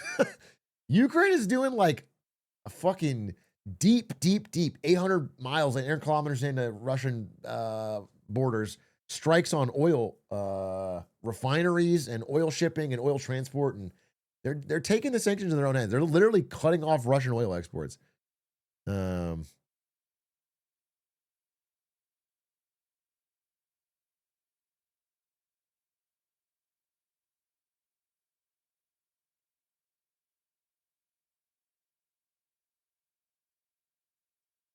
Legit question, is there any realistic route to opening Hormuz? Yeah, I mean, here's the deal. The reason Hormuz hasn't opened yet is because neither side has been hurt enough yet. That's the honest answer. And that includes America. Like, neither side has felt enough pain to make the hard choices of changing. So they go to these negotiations and neither of them are willing to budge. Iran's economy is horrendous right now, but their pain tolerance, like if it was like, it's like pain. It's like pain and then pain tolerance. Tolerance. And like this is Iran, this is America, and then this is American pain, a little bit shorter, and this is Iran pain. It's like this is higher. I mean, it's more like this, you know. It's like, but like they have more room here. That's the thing. Like, and since neither one of them has hit this moment, nobody's forced to back down. Like they go to these meetings and they both aren't budging on nuclear enrichment, Hormuz access, and so they just talk past each other. And the only way they're gonna change that is if somebody is in more pain. That's the truth of the bargaining. Why does the U.S. such a low pain tolerance?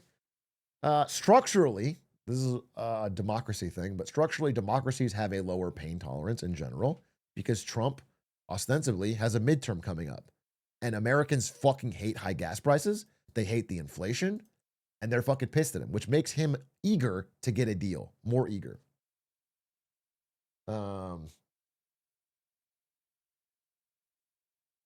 That's just part of it. The other thing is like Trump gets bored pretty quickly. Like he clearly thought this would be over weeks ago, and now it's fucking dragging on. So that's the level of pain tolerance. But we're not there yet still. Like they're not yet at that level. Because, by the way, walking away is painful. Walking away and leaving the Strait of Hormuz under Iran with a toll is very painful for U.S. stature, prestige, signal to its allies in the Middle East, like Saudi and UAE. It's painful for the currency. And so they don't want to walk away. And then on the Iranian side, you know, maybe the pain tolerance for the regular people, I don't know, but the leadership is like, if they walk away, if they give in to America on something, well, then they're fucked. That changes their whole fucking system is based on them being the antithesis to what's happening. So it doesn't benefit them all to give in.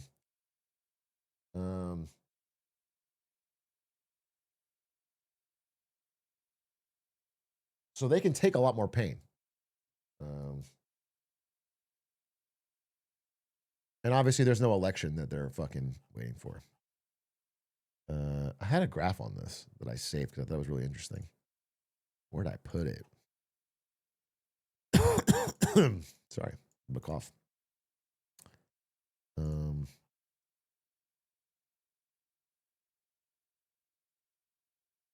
Where did I put that shit? Where did I put that shit, dude? Oh, yeah.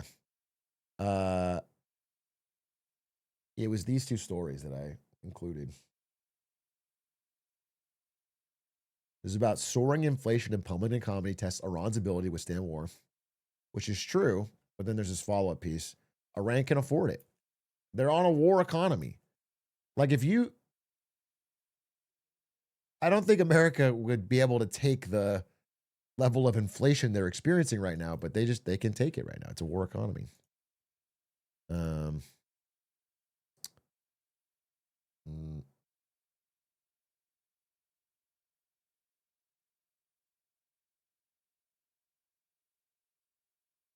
You are falling for the woke media.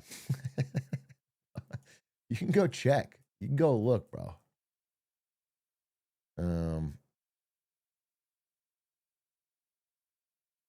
You find it surprising other countries haven't involved themselves? UAE did behind the scenes. The UAE actually did some strikes that didn't get covered or reported. Boy, the rest of the world or China, can they take it? No one else is enjoying it either, bro. That's fucking true. But if there's any country that prepared themselves, it's interesting because China is the most directly impacted, but they've also prepared themselves the most. But I think I talked about this on the Lemonade Stand. China has said, and I believe this, they would prefer Iran to not get a nuclear weapon and to have the Strait of Hormuz open. They would prefer that. However, they also are noticing that their biggest geostrategic rival, the United States, is hurt more by this than they are. So they have no interest in like coming in to save the day. Like they want it to end up there, but they have like no interest in like using their leverage over Iran to pressure them into making a deal. I think they're just waiting.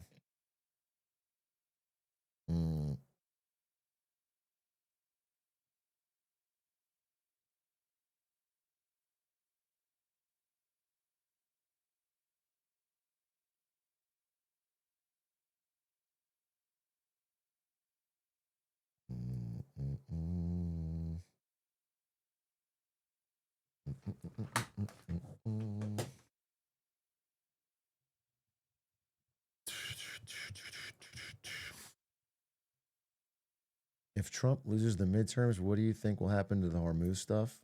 Not American. I don't know, bro. Here's the thing: is like it's not about Trump anymore. It's not about Trump, as much as that seems crazy. I think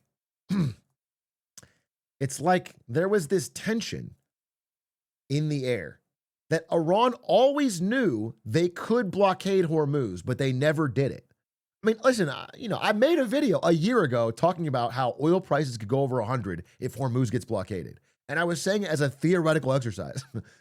But like everyone always knew that it could happen, but they never did it because they were afraid if they did it, well, what happens to us? They might do military strikes on us. They might kill our leader. Okay? Well, when you do the first strike and you kill their leader first and you military strikes, well, then they have nothing to lose and they do it. And when they did it, they realized, oh, wait, this is actually kind of easier to hold than we thought, using drones and the threats of boat strikes. And so now that the cat's out of the bag, now that the genie's out of the bottle, now that something's out of the box, they can't really go back. Now they've realized it's a fucking money printer. Do you know what I'm saying? They know it's a money printer. So we'll see.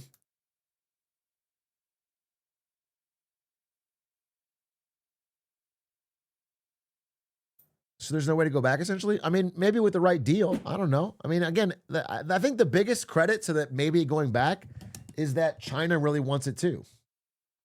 China would like Strait of Hormuz to be open, and they are the sole buyer of Iranian crude, and they like sell them weapons, and they have a lot of leverage. So Iran will have to listen if China says that. And eventually, yeah, if the toll is big enough or expensive enough, people will just eventually find alternatives. They'll make pipelines or whatever. They'll try to make a canal, yada, yada, yada. The block hurts all parties. Yeah, I mean, everyone wants it open except for Iran. But it's their leverage in war, so they're using it. So we'll see. I don't know, bro. I don't know how it plays out. I do know that it's like a bigger fuck up than they thought going in. We're now like how many weeks into this war? They thought it would be 4 max.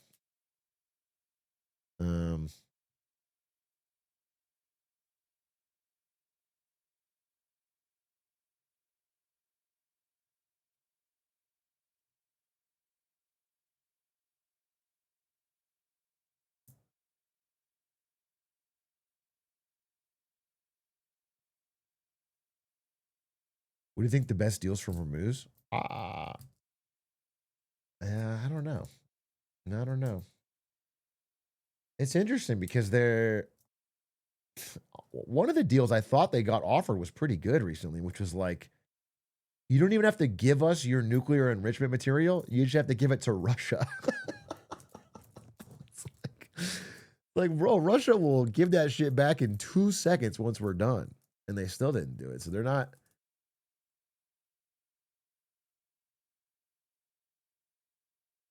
I don't know.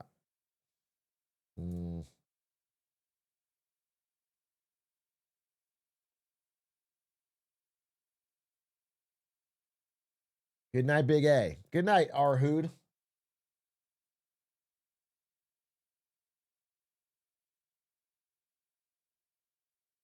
Is the war not more expensive than a $2 million toll gate? America doesn't have many ships that go through Hormuz. It's not like we're worried about paying the cost of the toll. It's more like the lane was open. Now everyone else is paying a cost of a toll. They're mad. And our power, say our, I didn't fucking start the war, but American power looks impotent because they couldn't get it open. And so it makes allies in the Middle East question, like, why are we in these military alliance deals with the bases and we're paying money for weapons contracts? And like, if we can't, there's like this guarantee of protection, and that's why we price our oil in dollars and all, you know what I'm saying? If you can't impose your will militarily in the situation, then what's the point? What's the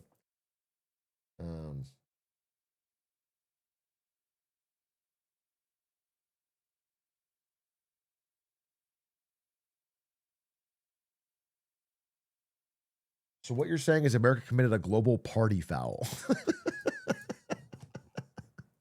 Not really, but not really. That's not really what I'm saying. Hey, I got an entirely different topic I want to talk about, but I think it's interesting. Enough of this geopolitics stuff. Let's talk about something relevant to you, likely, given many of your ages. I want to talk about SAT cheating. Okay? Wait, this needs to pop up.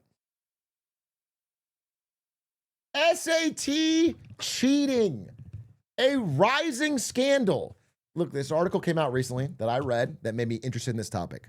Parents are fuming about other people's kids getting extra time on the SAT. Now, I'd heard tell of this through other articles and other news stories throughout the years, but this one was really specific. Parents have reached a breaking point. They're extremely angry. And so I decided to look a little more into it. Now, before I go on, I have to give a warning. Warning, warning, warning, warning. This is for commenters and chatters. Whatever you have, ADHD, anxiety, IBS, I believe that it's real. I'm not calling your, whatever you've been diagnosed with, not real. I am saying that there is a strong bit of evidence that wealthier students are exaggerating, faking, or using this stuff to get advantages on tests. Okay, so let's go into it. The SAT, an important test for college admissions here in America. And what's interesting is on the SAT, you have a certain allotted amount of time to take the test. And that is how it's used to be standard. It's a standardized aptitude test. People over time have claimed that because of certain conditions like anxiety or ADHD or irritable bowel syndrome, that they need more time. They need 50% more time or double the time, or they need extra bathroom breaks, or they need a special quiet room, yada, yada, yada. These are accommodations, they're called. Okay? And these accommodations are for the test. Okay? The normal population at like a community college or a non-wealthy high school or whatever of people taking the SAT with these accommodations, having these problems, is 2.7%. 2.7%. Less than 3 out of 100 are diagnosed with these issues that require special accommodations. But one thing you'll notice is if you start looking at the wealthier and more successful schools, like Amherst College, that number jumps up to 34%. Okay? At like Brown, it's 22%. At Cornell, it's 25%. Okay?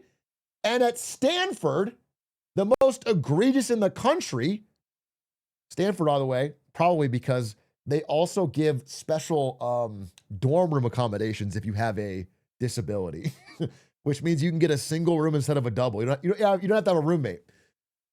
38% of students at Stanford right now have a disability, officially diagnosed disability.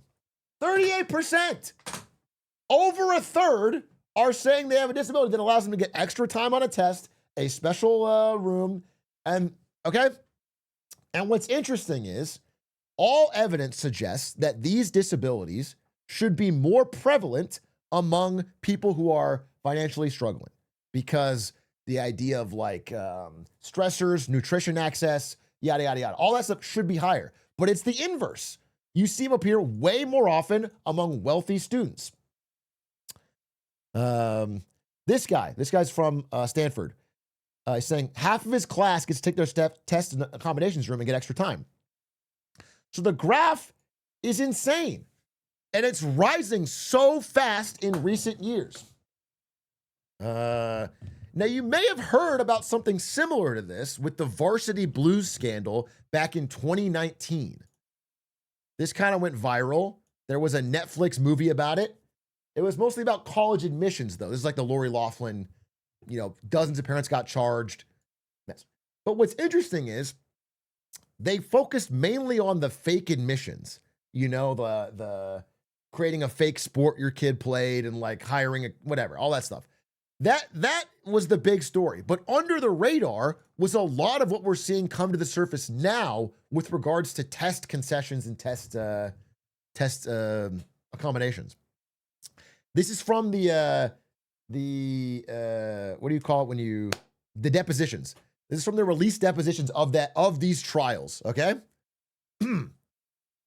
This is a recorded taped phone call between this guy selling accommodations and this woman who's a mom. Okay. She goes, "Thanks for taking the time earlier today. I'm particularly interested in working with you guys and figuring out what's best for my daughter. She's an interesting kid. I'm sure you've seen them all. But this notion of going in, flying out to LA, sitting with your proctor, and taking the exam is pretty interesting. Now, what they're doing is they're creating a separate testing site with a special proctor who is extremely accommodating, if not helping cheat. And these students can fly out and take the test there in this special quiet room. And this is the home run of home runs. And it works every time. Talks about how you have to appeal to get the accommodation. So what we'll do is I need you to tell your daughter that when she gets tested to be as stupid, to not be as smart as she is. The goal is to be slow, to be not as bright, all that we show discrepancies. They have this plan where people are faking. They are faking some kind of thing in order to get, and they have to pay. This is a leaked combo. This is a leaked combo, yes. You have to pay money. So it's like $4,000, $5,000.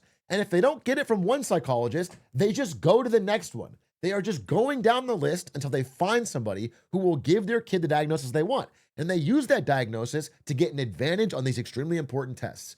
Now, the simple advantage is more time, which is scientifically proven to give a better result. They've run numerous double-blind studies, and they find that 18 out of 20 times, even if the person has the same, they take both things, they'll get a higher score with the more time. So standardized starts to feel like the wrong word here, okay? Because running out of time is standard on the exam. And the exam is designed so you don't have all the time to do every question. And it gives you a huge advantage. Yeah, need to be stupid, not as bright, so we should cover these. Okay. The mom asks, won't schools find out? Won't schools know this is going on? Schools don't know. Schools don't know. That's why you have to get the 100% bonus time or 50% multiple days. So what you can also do is you can get a accommodation to take the test over multiple days, which means you could literally memorize a question you don't know the answer to, leave, go home, figure out the answer, then come back another day. This is a current accommodation people are taking right now. That's let alone if you go to their testing center. So the accommodations were meant to level the playing field.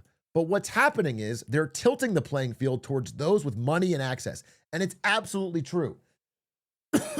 Again, while these are diagnosed at normal rates at regular schools with middle-income people, they are diagnosed extremely high among wealthy students. And they are getting a structural advantage on these standardized tests that allows wealth and privilege to have a so-called higher score that allows them to beat people out for these elite colleges.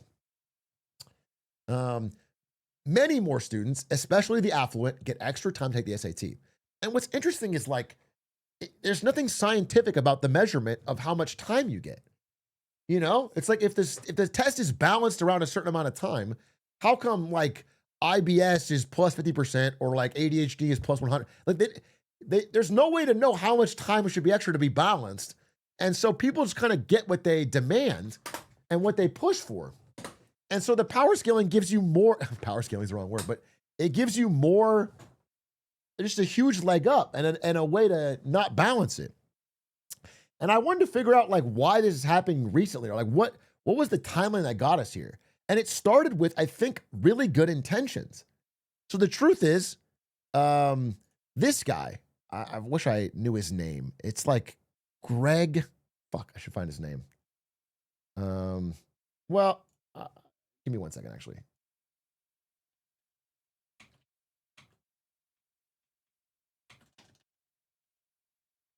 His name is Mark Brimhorst.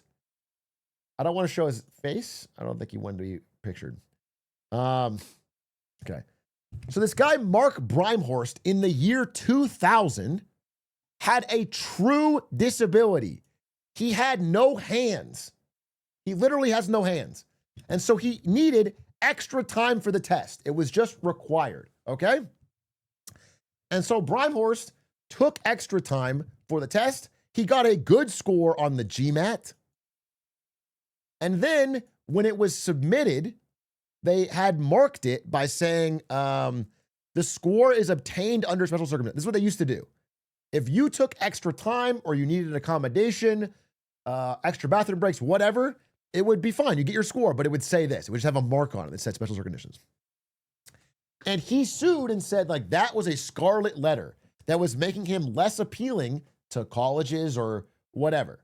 It was just like it made his score seem less than, which I think is a fair point. Maybe people would assume that there was something wrong with it.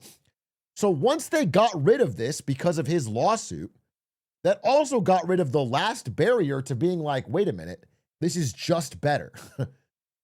Okay? It's just better. And so rich people started to realize, wait a minute, I think there's a direct quote. I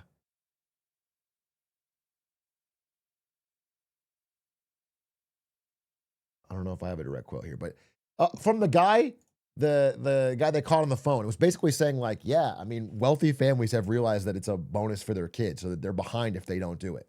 And so now it's like an arms race where wealthy families don't want their kids to fall behind. So they're finding ever increasing wilder accommodations and reasons to get them and spending money through the nose to make that happen. So again, like, look, some students with severe anxiety can take the ACT over 4 days. And diagnosing severe anxiety is not like a universally agreed upon test. Do you know what I'm saying? Different psychologists can say different things, and some psychologists like money. Okay? And so there's just this huge advantage that's like building and building and building. This has been going on for years, but now it's getting so extreme that parents are starting to really freak out because especially if you're like in that upper middle, you can't even afford to keep up with this race. You can't afford to pay all the different psychologists to try and keep up. Again, some of them have to spend $10,000 for a diagnosis or finding a gastroenterologist to support requests for unlimited bathroom breaks. Again, unlimited bathroom breaks with a friendly proctor is basically a license to cheat. It's a license to go to the bathroom, take out your phone, check the question, then come back. It's a license to cheat. Everyone knows this. Okay? And so I asked, I mentioned this on stream, and I asked people if they had any stories of this, and I got a ton. I picked 2, I think. People were sending me a lot of them. People that use this. Some people have parents that like have pushed them into using this. Some people have legitimate ADHD, and they feel upset because they know other people are cheating with it, and it makes them feel like they're getting roped into that bucket. There's a lot of stuff. There's a lot of people who are angry about it. I got a couple examples. This guy said big glizzard, which you don't have to call me that in private or in public or ever. You said you wanted stories of SAT extra time, and boy, do I have some stories. I'm graduating today from a private high school in Boston, rich kid school. In my graduating class of 110 students, 25 receive extra time on College Board tests. They are not underperformers in normal class. Even our valedictorian got extra time. The school encourages it too. Like we took our practice PSATs. The students who did not finish all the questions before the time ran out were like taken to a classrooms afterwards and pitched on how they could qualify for extra time because it benefits the school to have a higher score. So even they're in on it, dude. And so it's like a weird thing where wealthy schools are like helping kids towards these outcomes, which give them a structural advantage over regular people. I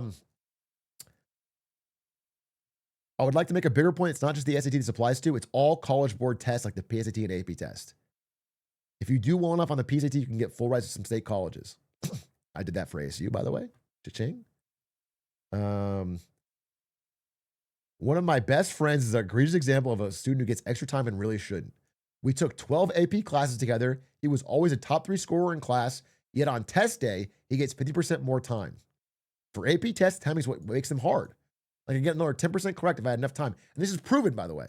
So mathematically, your score goes up by like an average of, I don't remember. I don't know the exact number. It's like 5 to 7, something like that. If you get 50% more time. Just being able to review your answers on math questions with more time, you can just take the answers, the multiple choice answers, and reverse engineer them to find them out. You have more time to do that. You can guess and check. On on reading questions. You get more time to like really study the material. I want to be absolutely clear. My friend does not have ADHD or any other medical need for extra time. He does, however, have a prescription for Adderall, which he sells.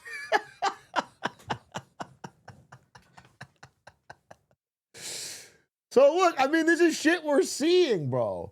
It's like boots on the ground. Students are seeing this unfair application of the rules.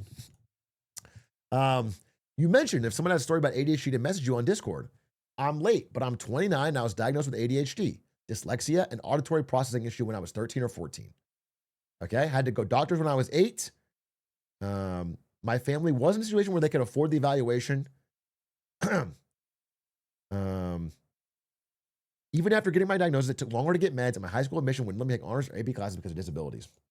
I had to fight the like. This is an example of a person I wanted to include who was like, they legitimately have it, and this whole cheating around it has made it harder for them to get legitimate belief. When I have mentioned that I have my learning disability, I get 1 of 3 responses. 1, people say, yeah, I think I am too. People tell me, no, I'm not, because I don't act like someone with a disability. Or 3, how did you get your diagnosis so I can get meds? I agree they're overdiagnosed, and it's frustrating because now people think where I am because I faked my symptoms. There are always people in school that try to buy it and get meds somehow, but I feel like now it feels like it's everywhere. Anyway, sorry I rambled. Well, you have ADHD, so don't worry about it.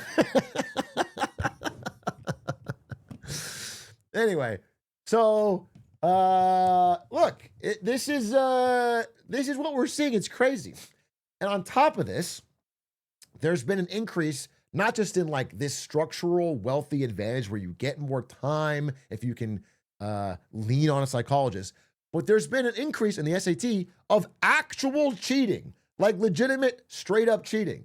Now, when I was a kid, younger, when I was about taking the SAT, right when I was about to take it, I think, a movie came out. No, actually a little bit before. Thank God, I'm not that old. Before, when I was younger, a movie came out called The Perfect Score.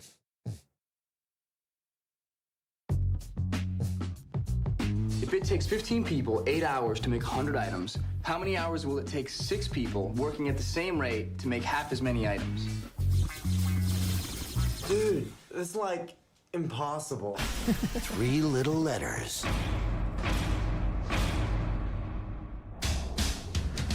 You're down on 1140? This is as bad as me, man.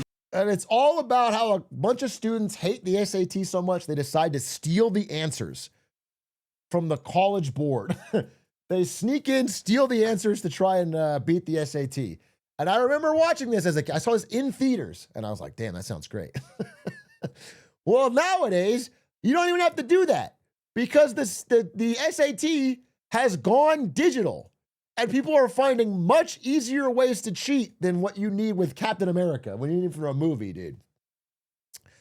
As of March 2024, this is relatively recently, the SAT switched from being only paper to now digital. And it turns out once the SAT is administered on laptops and you can bring your own laptop, people have found many, many, many ways to cheat. Okay?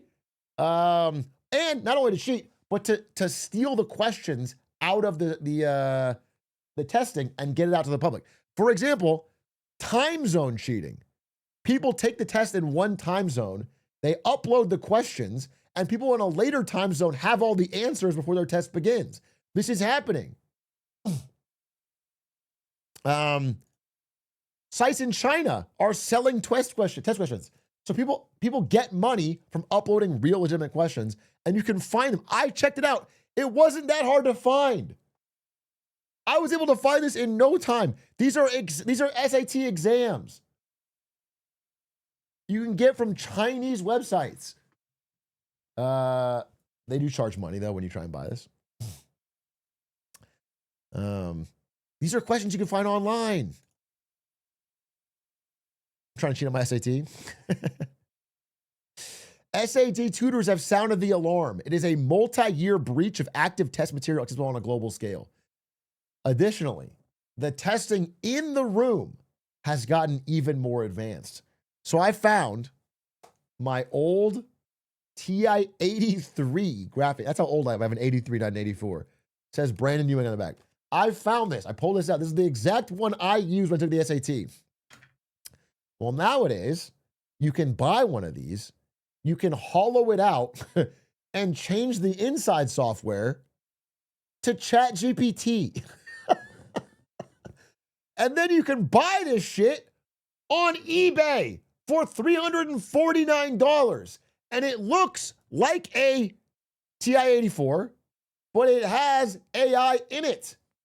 And you can use it to solve your fucking problems. The level of cheating is getting absurd, dude. So much cheating is now going on in the SAT, post-digital, the digital change, that non-students have now been banned from taking it. This is true. So many people, you know, primarily because the profit you can get from selling at the Chinese websites, were taking the SAT for fun and then stealing the questions. And they have now banned everyone but students from taking it. They're trying to crack down. It's a war that's tough to do, but that's what they're trying to do. And so, you know, to sum all this up, man, I want you to know that, like, if you are somebody who feels like this feels unfair to you, that you are a regular person who's getting pushed around by either unwillingness to cheat or wealth and power or wealthier schools, you should simply do what these guys did in the movie at the end of the movie, which is don't cheat, but be super hot and end up as superheroes. Because that's what they did. They just, the end of the perfect score is they decide not to cheat. The whole movie, they steal the answers and they throw them away. Then they get a bad score and then they become. It's simple. It's a simple solution. If you have more stories of this and you're watching this on Big A Clips, leave it in the comments. I'm interested in finding out what your lived experiences is. And again, I understand if you have these actual issues that it's frustrating to hear people are cheating about it. But I think it's worth talking about because something's got to change. It's not a fair test system. It's certainly not standardized. Okay, thanks for watching. Bye.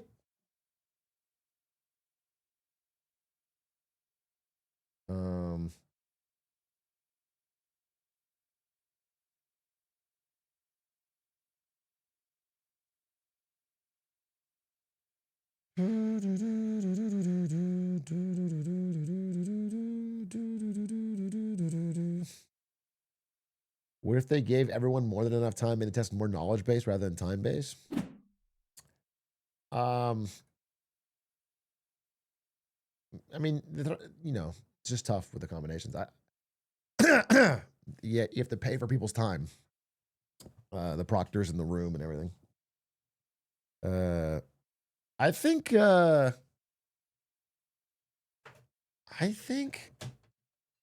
mean, what you could technically do, I guess, is everyone gets the exact same amount of time, exact same certifications, but you mark what your thing is, and then whatever that is below the median for that group is added to their score. So, like, if you do the actual standardized test for everybody, and everyone with ADHD is like minus 13 from the average, then every ADHD person gets an automatic plus 13 or something.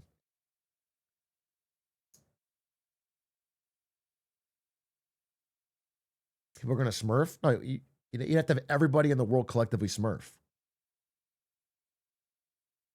It's not, it wouldn't be you taking it. It would be, it's the average.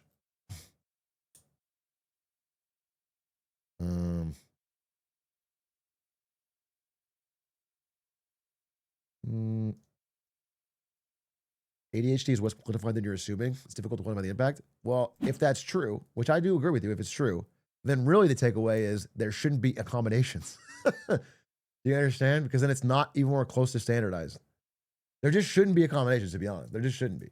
It doesn't make sense.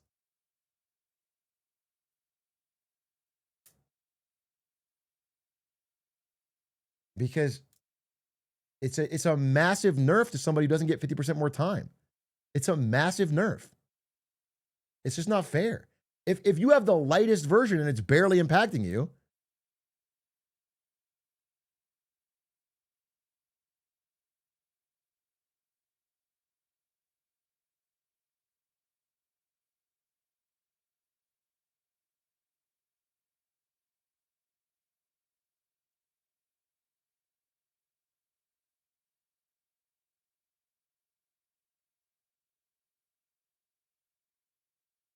The guy who has no hands gets extra time.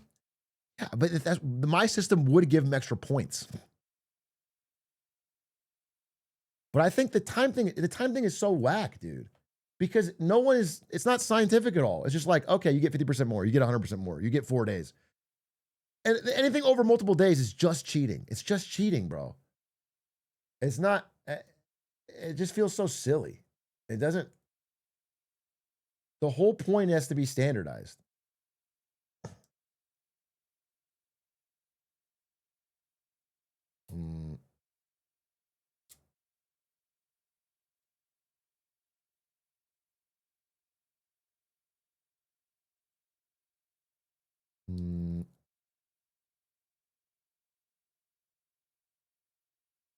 Just give everyone time and a half and call it a day. Yeah, sure. I guess you could make it a little, you could do plus 50% for everybody. That's fine. Everyone gets plus 50%. But then it's standardized. But then people just ask for more again. You know what I'm saying? Then it becomes the new time. People just want more. People are trying to get an advantage. It has to be standardized. It's the only way to make sense.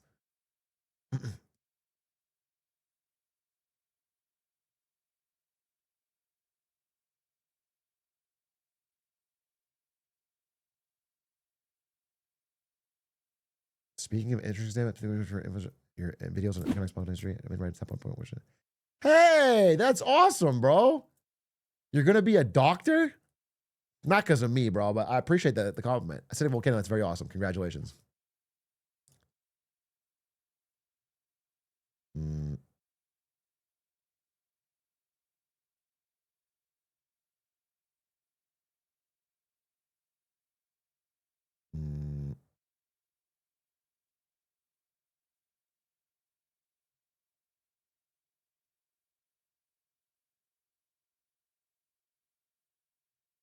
Competing on time is important more than measure measure. Otherwise, yeah, you know what you could do. I mean, if you could somehow make it so that everyone has a lot of time, so it's just not a time-based test, that could also work. But I think the way they're doing it now is it makes no sense. It does not make sense.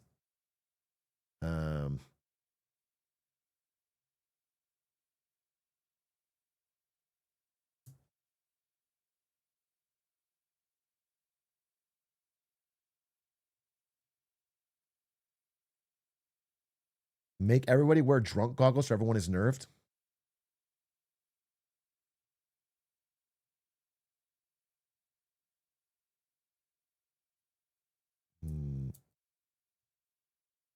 SAT is less than worthless. It's actually harmful. I don't know how much cards aren't a problem. I'm saying it is, if you're going to make it important for college admissions, that it needs to be actually standardized, because otherwise it becomes a game of who can game the system better. That is what I'm saying. Okay? So people who are asking for accommodations are hurting everyone who is trying to do it. They're hurting everyone doing it by the rules. You could ask for removing the SAT. That's an argument. But asking for it to be the same, but with accommodations, is just, it's trash.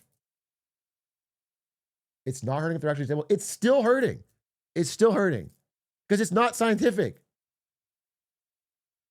You could have it, but you could have different flavors of it. You could have a more extreme version or a lighter version, and the lighter version guy's just getting an advantage. It's not standardized. The whole point of standardized. And then it becomes an argument over like who can get the most expensive psychologist to prove that theirs is more serious. It's just not. The only way to solve it is by making it standardized.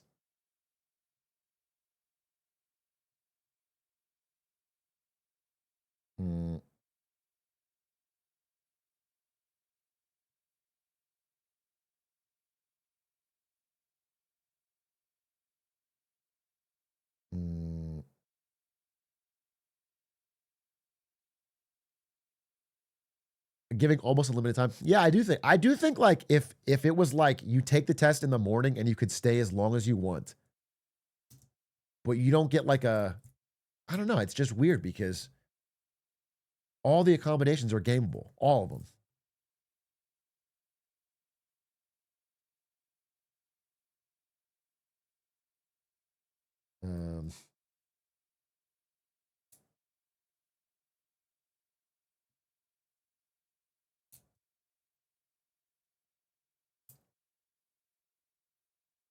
Yeah, like phones in the bathroom and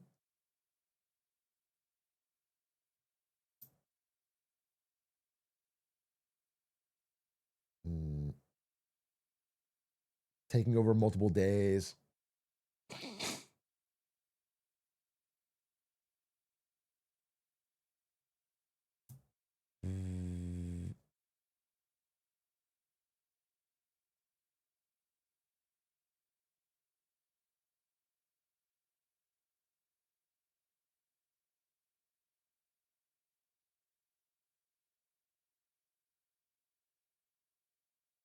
Having a disability is unfair. Okay, yeah, but the actual solution would be then to mark it as having a disability, and then there's some kind of bonus or some kind of whatever. But like arbitrarily giving different accommodations that are not scientific to different disabilities that have, it doesn't make sense. It doesn't.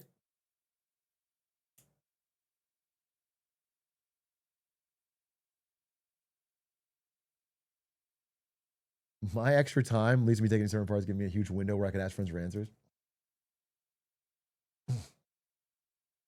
Marking a disability is literally what you thought to be removed. Yeah, but what I'm saying is that backfired hard. That backfired hard. I'd rather someone get accommodations than it be too much than someone that gets it not be able to get it. Okay, well, in that case, the end result is what we have now, which is extreme wealth gap in admissions. It's like extremely beneficial to the wealthy in a way that it wasn't prior to the 2000 change. 33% of the college is insane. That's not even.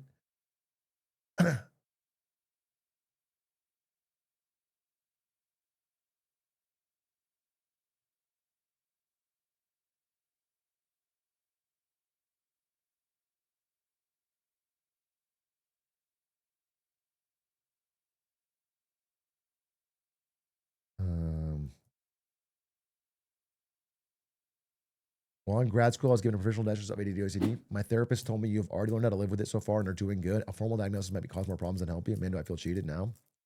I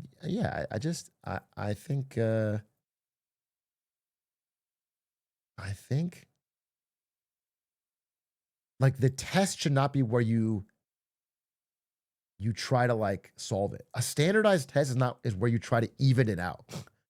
The standardized test should be administered the same to everybody, and you try to figure out what happens afterwards. If someone is like got a thing that makes them bad at taking a test, then you have to do the accommodation of like bonuses elsewhere or another test they could take that a college could look at or something. But that test should be standardized.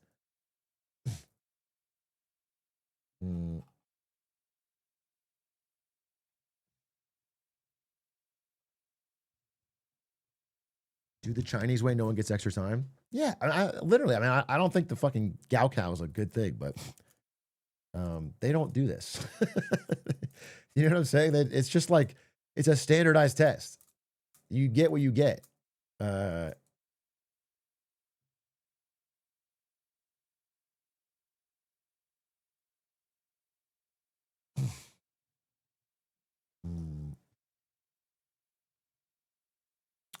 I teach high school math to juniors and seniors. The cheating is an issue at the higher levels. Many schools no longer require or even look at SAT scores now. The best option is to remove the extra time accommodation from standardized tests. The biggest hurdle is the laws backing accommodations, at least in many ways, make their doing it. Yeah, I agree. Agree. You just gotta solve the problem outside of the test because trying to solve it in the test is so silly. It's so silly.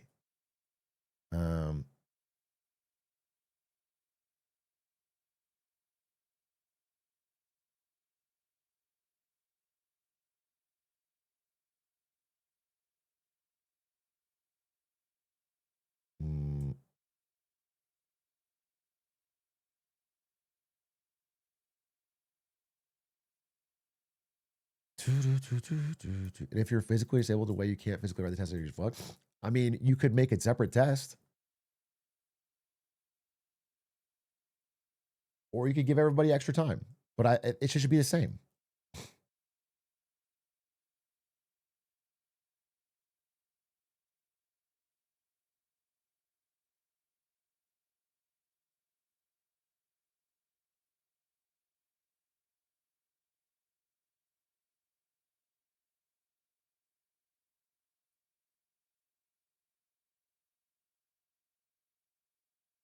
Hmm.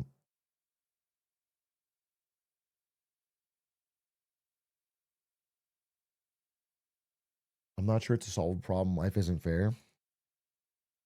Yeah, I guess. I don't think that's an excuse to throw up our hands and do nothing about it, but it just feels really bad. It feels like uh, the system right now is super shitty for like just people who are trying to do it normally. Who aren't wealthy, who aren't like they're just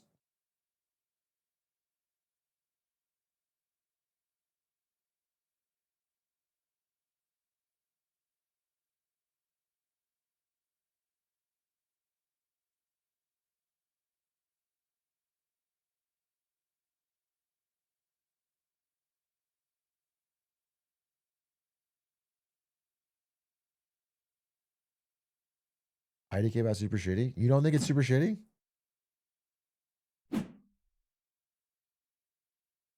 It's like one of the most entrenched ways that the wealth gap is apparent, like it transitions across generations. I think it's super shitty, bro. I think it's incredibly, incredibly tilted towards the wealthy and connected. Um,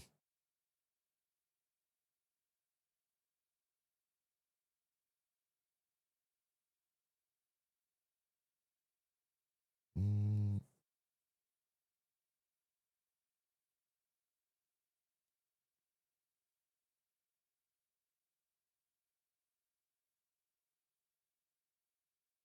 maybe we should just give it, make it so at least students have a portion of admissions for wheelchair paperwork.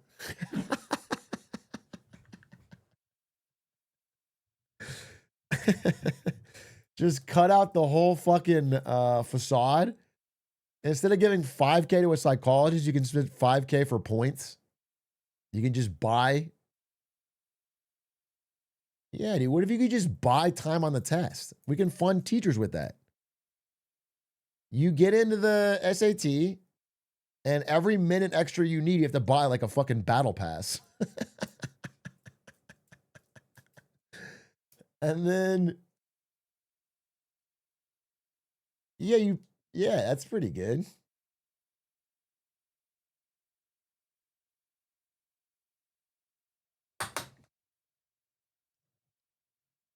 You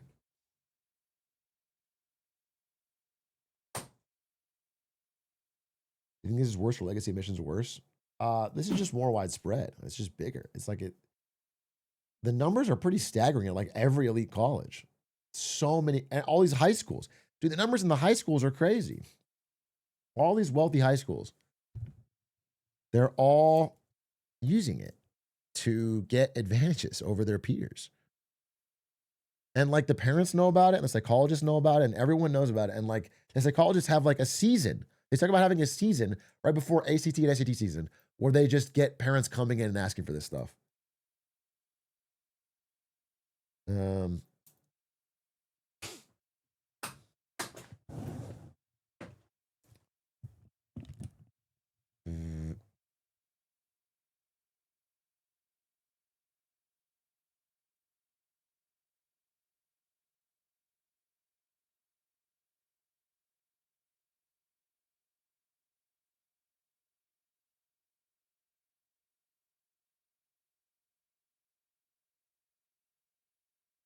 The bigger issue would be fake diagnosis. Take away from disability would probably solve it. Yeah, but here's the thing. It's not taking away like their ability to do the test. Because if I say, okay, everyone gets 50% time, then they want more. It's not that they want just the extra time, it's they want an advantage. They want more time so that they have an advantage over the other people taking this study. And that's going to create a fucking problem. That's always going to create a problem. There's nothing scientific about that. It has to be the same. If you need to make it so that everyone has all the time, sure, fine. But you can't, like, because otherwise it becomes this arbitrary number of like, you get a certain amount of extra points. And so it has to be like, it needs to have to be a separate exam, totally different exam. There could be the accommodations exam or something that is taking in a separate offsite and it has different, whatever. But otherwise it's a huge fuck you. It's a huge like,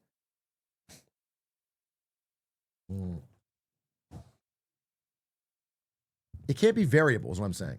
You can make it as long as you want, but it can't be variable. It can't be like this person gets more as a structural method to give them an advantage.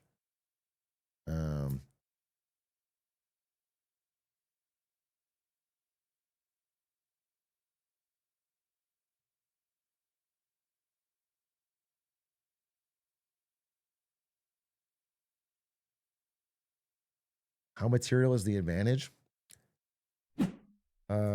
It's massive. I mean, we had a couple studies. Let me see if I can pull them up for you. I looked at the double-blind studies. They tried the same people in different times. Everyone gets a higher score. Everyone gets a higher score when they have more time. Here, I got it. Tremendous advantage. Accommodated test takers had higher average. This is LSAT. LSAT scores an 18 out of 20 test administrations compared to non-accommodated group.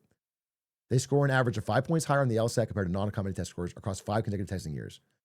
A median LSAT score is, in other words, 90% of students getting accommodations is automatic increased chance of acceptance plus scholarship in an average school. It puts you a score band above all other students. So if that's an advantage and someone can get that,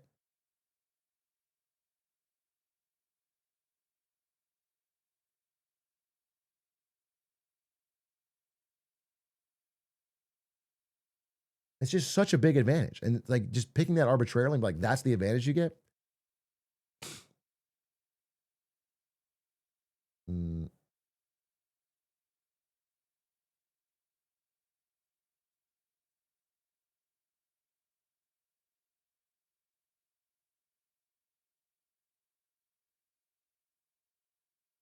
I think you're just proving why standardized tests don't make sense.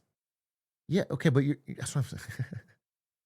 It's just, I think it's so disingenuous, bro, because you're not making the argument that we shouldn't have standardized tests. That's a fine argument. If you want to get rid of the standardized tests, hey, Simply, my dog. What's good, bro? You know what? The streets will never forget that you 2-0'd Hera. That you're the secret winner, bro. Streets will never forget, bro. A Mario speedrunner came in and 2-0'd the Age of Empires world champion in RTS. You had like 300 less games than him too, bro. No one's gonna forget that. That's a fucking real. Have you played any games as the tournament simply, or are you just done? Because you know what's funny is I just generally like the game. I play it like still. I still like it, bro. That shit is fun as fuck. You don't want to play a custom, you hit me up.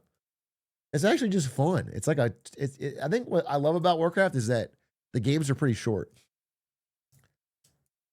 So I can just kind of pop in whenever I feel like it, and it's like 15 minutes, and it's intense.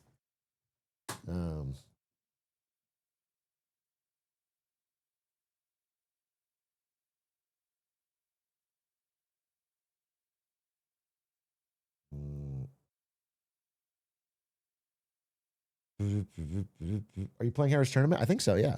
I think so. I almost certainly am.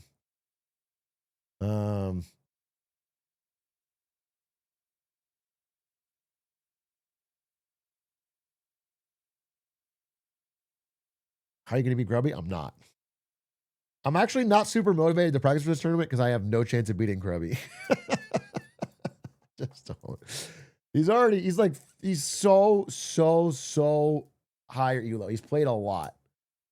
Ever since our show match, I can't do it. So,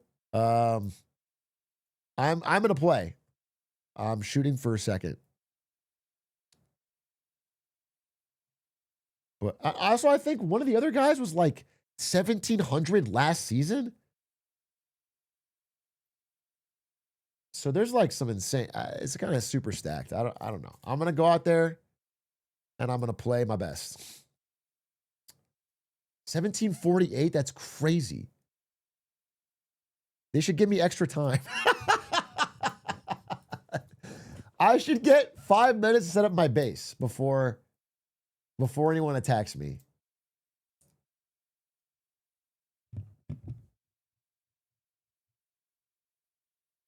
That's a scientific number I just picked.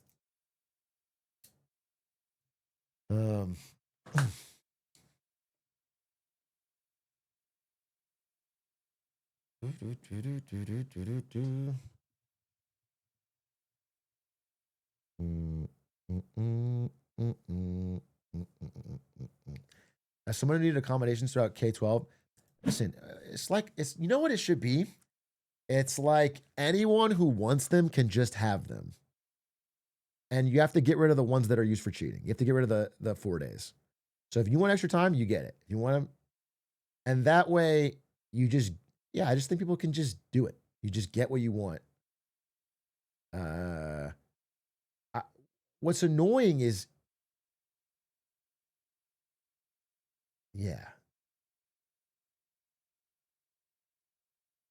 if there's extra time, everyone should have access to it.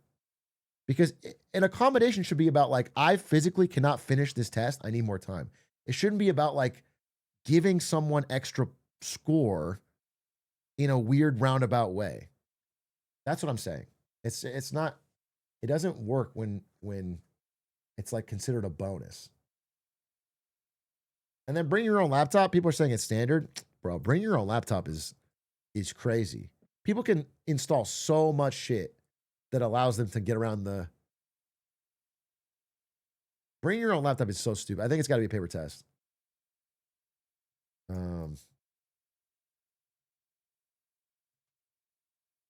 Like they even in that article, the amount of cheating, like in terms of like test answers leaking, went up so much exponentially after it was bring your own laptop. It just became so much easier.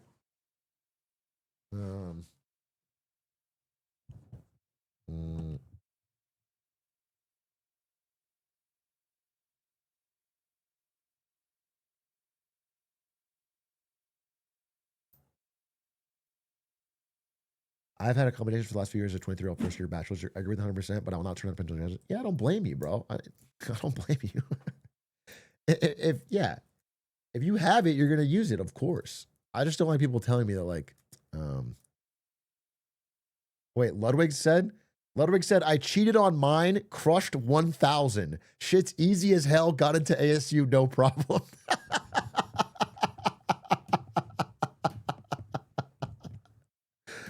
Beast, bro. Fucking beast. Easy. Damn, bro. That's a legend. Harvard to the Southwest, baby. He's in.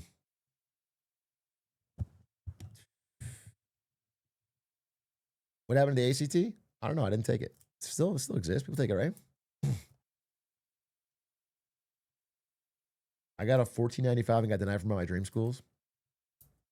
Should have got 50% more time.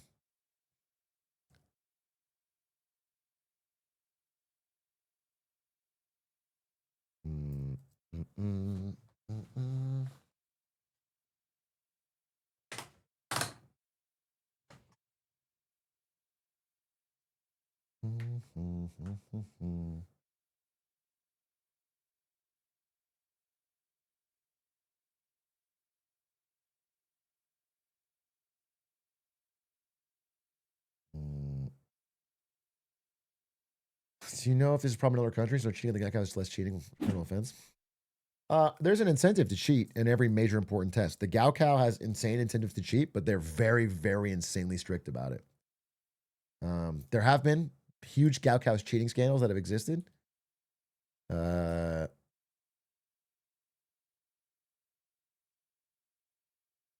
but they, like I remember what they did is like on the day of the Gaokao was like the big SAT equivalent exam, way more important in China. People study 16-hour days, bro. They study all the time for the Gaokao. Insanely important. It can change your life. And yeah, SAT is not even equivalent. It's so much bigger. Anyway, but it's the same time of your life. And for the Gaokao, they literally had AI companies turn off for the day the test was administered. Like they went to them and said, you have to shut down so that there's no chance someone could use it. Like it's crazy. They are legitimate about trying to stop cheating on it. Cheating still happens. And of course, there's like the tutoring problem where wealthy people can buy tutors. But buying a tutor still requires you to do something. Like it's a little bit different.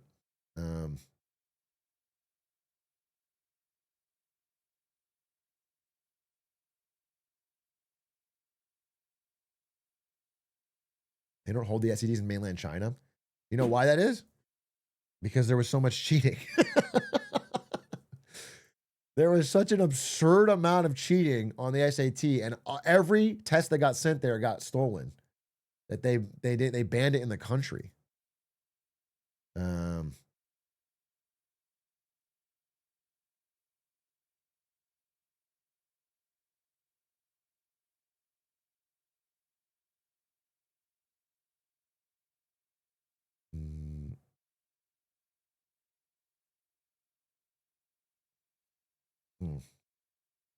Something similar happened in India recently. There was an exam that 2 million people had taken to become doctors was leaked before the day of the test.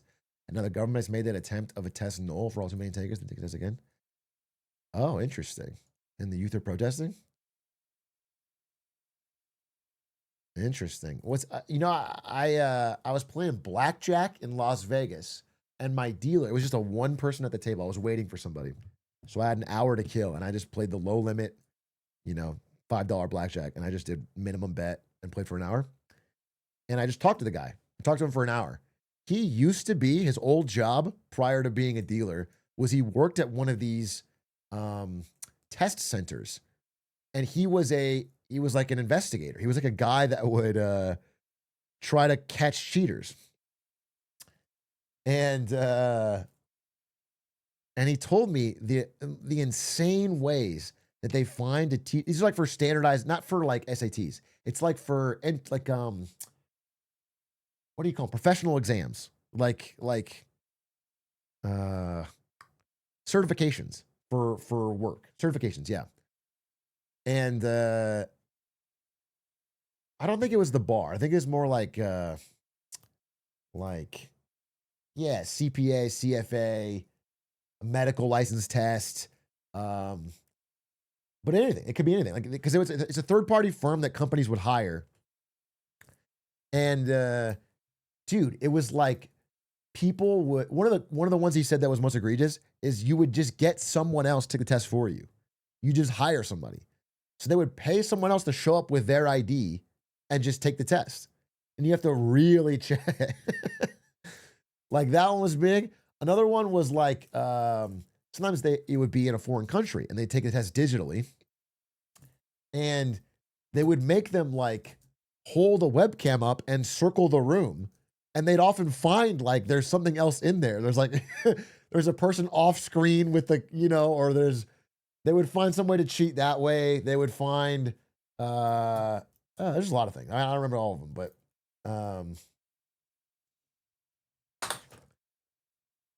when there's an incentive this big, people are going to find ways to do it. But I guess I just find it frustrating.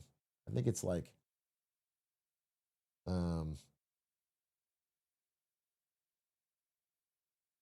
my friend did exactly that. He's Chinese and he paid a guy who looks like him, and his parents paid the guy to take the test for him. That's crazy.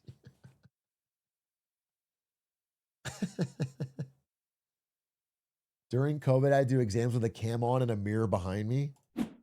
Yeah, bro.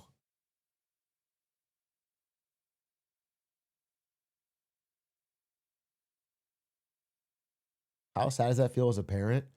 Dude, it's so funny reading the depositions of these wealthy parents in the Varsity Blues scandal. They just talk shit on their kids, bro. They couch it in the nicest language, but they're basically like, yeah, my kids fucking, I got to do what it takes. Like they have to be in a good school. My kids, so unique.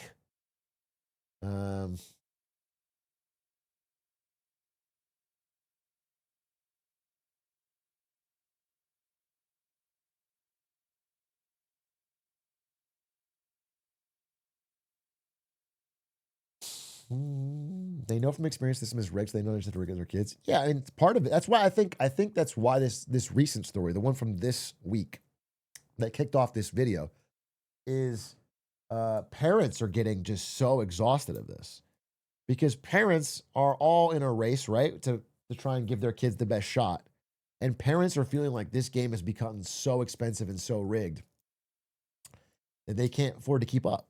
It's like they're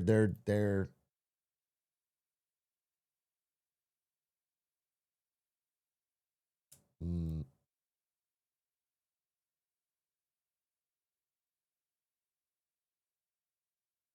they never heard of blackjack. Why don't they just ban cheating?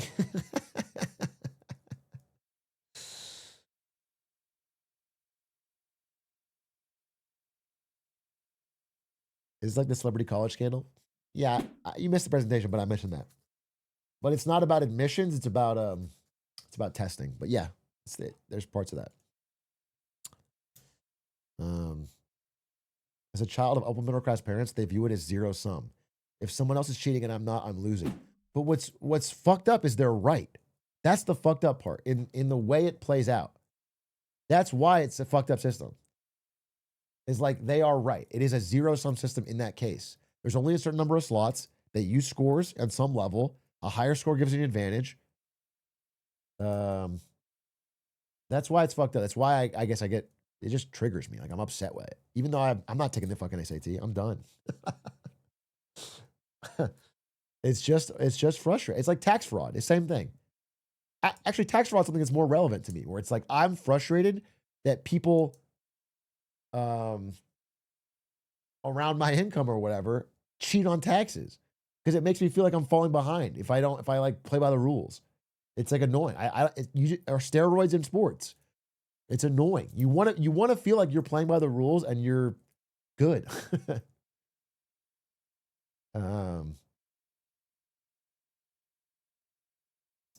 Did you not tax for 3 years? No, I did. I was late on 1 year taxes, and I paid for that through the nose, honestly.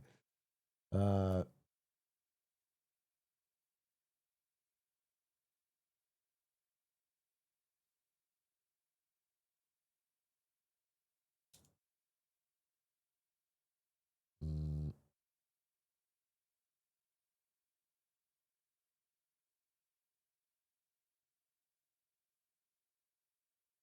are quarterly payments worth it? I mean, mathematically, no, but it's worth it for peace of mind. Quarterly payments is instead of paying your taxes in one lump sum on tax day, you pay 1/4 every quarter. But if you're if you're not a W-2 guy, like if you are a content creator or I don't know, whatever, small business, then it's good to keep a handle on your taxes because otherwise it can surprise you. It can be a huge fucking sum you weren't prepared. Because it doesn't come out of your paycheck if you're not a W-2. You don't have to pay quarterly. You just are encouraged to. Mm.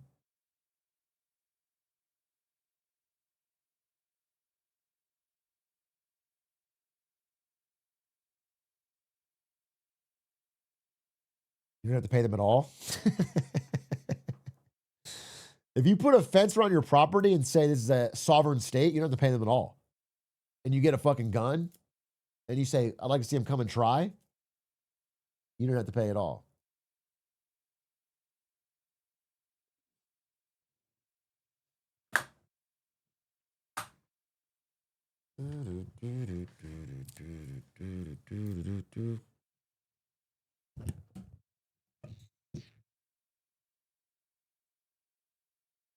the wealthy don't do tax fraud. No, tax fraud's the wrong word. Fraud would be openly illegal.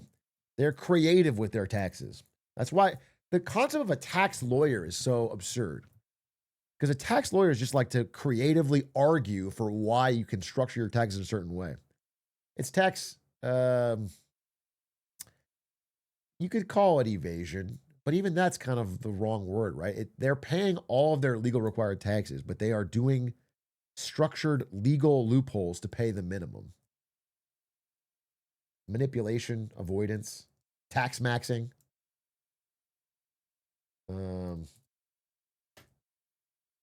Tax minning is the good. Yeah.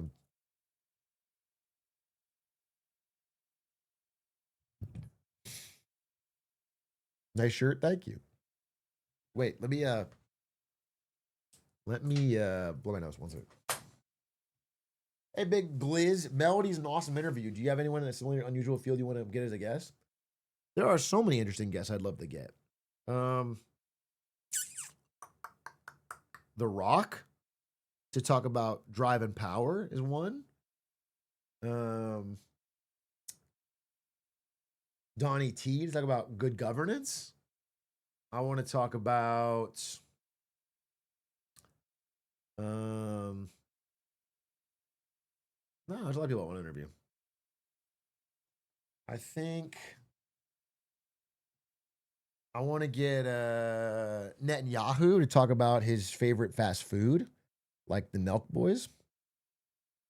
I want to really drill him on McDonald's versus Burger King. I want to talk about dude, I want to get Thomas Massey for real. I want to talk to get Thomas Massey. Actually, I was thinking about this is a total random one. But like I said, this guy Deontay Hitchcock, who made this new album I'm listening to, he's you know, I think he's got decent Spotify listeners here, but he's not like a big rapper. He's not crazy successful. I only heard about him through the freestyle, but I know he responds to his social media because he's not that big. It'd be so interesting to talk to him about like the hustle of being in the music business right now. Like what is his the economics like for Spotify? What is he trying? I think it'd be interesting. I think it'd be so fun to talk to him, like what it's like for a non-massive artist right now.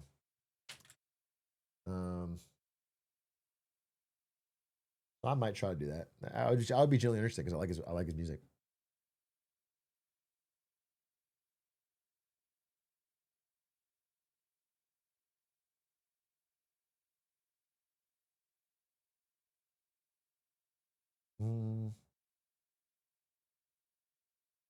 I'm studying engineering right now, and cheating overall is getting out of hand. I've seen people take out their phones and take pics of the test and feed it to GPT. The TA's profs see it and do nothing. Yeah, sucks, bro. I mean, yeah, but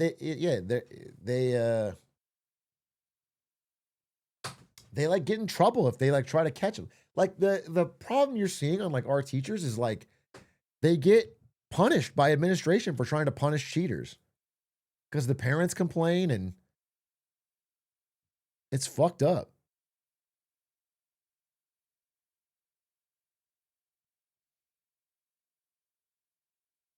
I just graduated, and during final presentations, there were so many people that were reading GPT generated slides. That's fucked, dude. That's fucked. They're coming for slideshows, bro.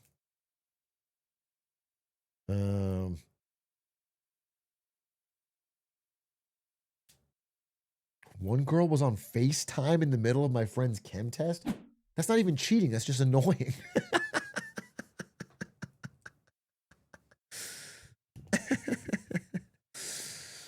That's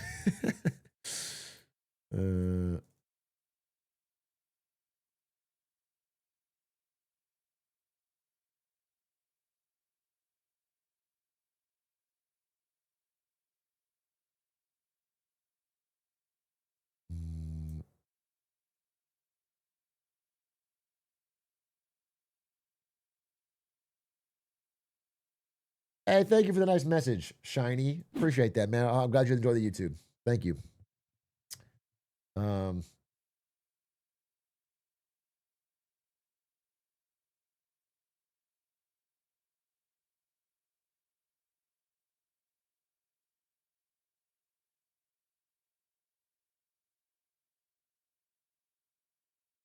I read Pettis' Trade Wars or Class Wars and found it quite compelling. I know you've mentioned Pettis in the past. What are your thoughts on his opposition to the German debt break?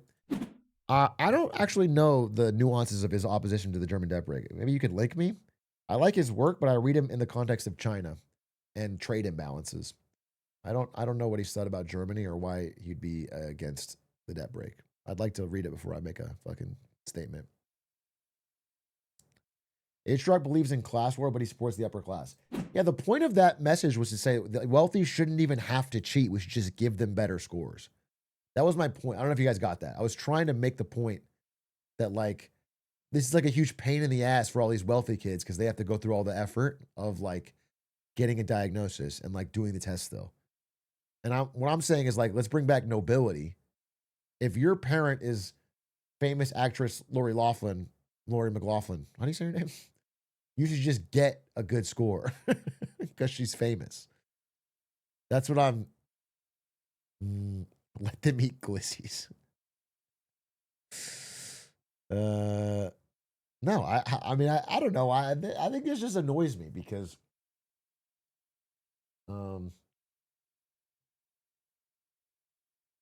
like, it doesn't matter to me now, but I guess it would matter to me then. If I was about to take the SAT, this would bother me a lot. And so I guess I'm just flashing back to my younger self.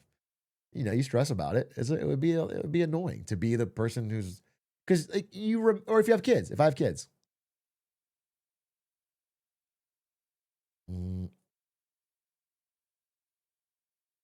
like my parents were not rich, and you know, on those tests, I don't finish. There's like questions. I remember like, I almost could get that question if I had more time. And it's like someone else can just get that time with money.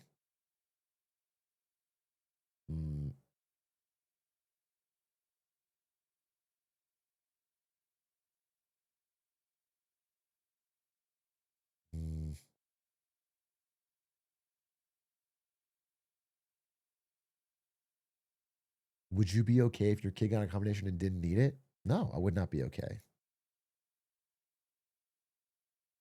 We already talked about the fucking. I'm saying is that's the world I don't want. That's the world I don't want.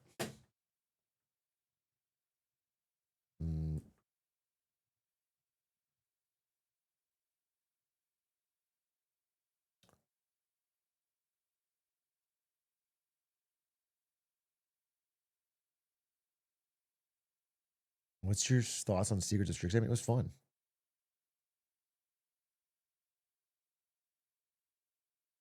What's your plan if your kid is just dumb, bro? My base case is that my kid will be dumb. I'm pretty dumb. My wife's smart, but my genes are strong. Plus, I'm gonna be making them watch Cocomelon from minute one, so I have more time to game. I'm more worried if the kid is smart. Then what am I gonna do? I gotta find encouraging things to do. I gotta find extracurriculars and shit. If I got a dumb kid, I slap him on Cocomelon. Then he grows up. We play League of Legends together. But if he's smart, I gotta figure out. Oh God.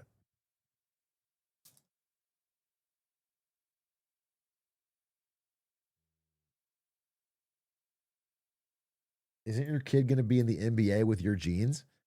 The problem is, like, I feel like I'm going to be in the NBA.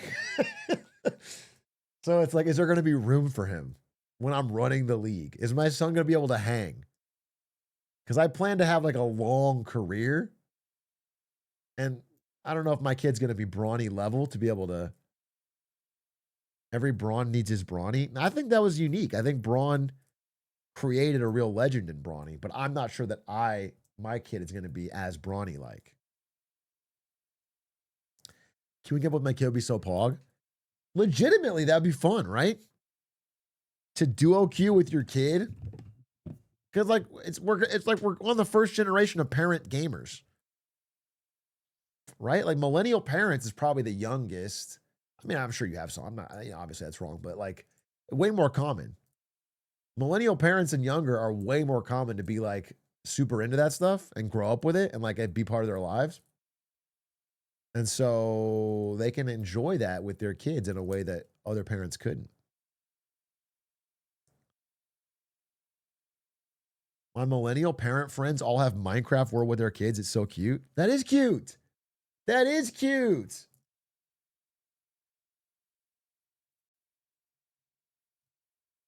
My kid will not be able to play Minecraft though. I'm not letting Lil A play Minecraft because then that kid's going to grow up and want to watch Minecraft movies. And I'm not talking about Jack Black. I'm talking about Minecraft movies on YouTube. And then I'm going to have to watch that shit and I'm not, no, Chicken Jockey's fine.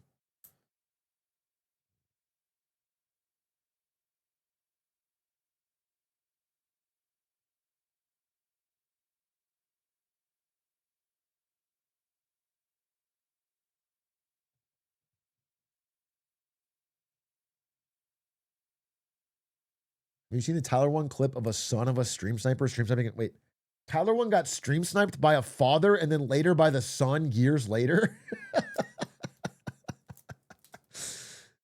That's awesome. A generational snipe? That's awesome. That's the family business. He's the little brawn of streaming. Wait, how long has T1 been streaming? I thought he was COVID like everyone else. 10 years?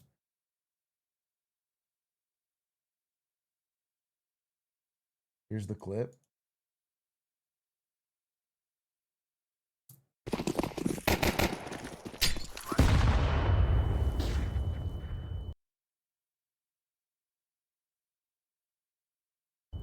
Got one. No, I didn't.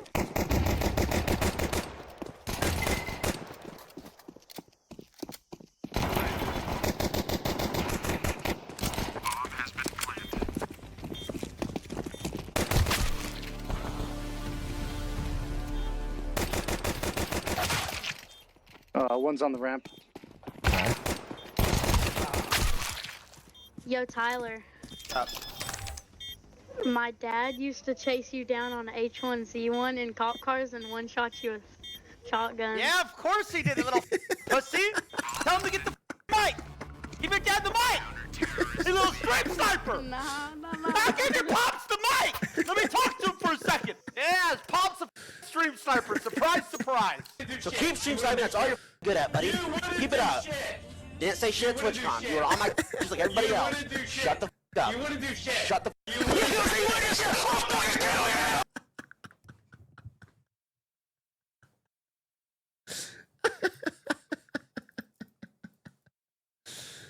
That's great. That's peak, bro. I can't believe his first words to a little kid, a 10-year-old, is like, shut up, pussy.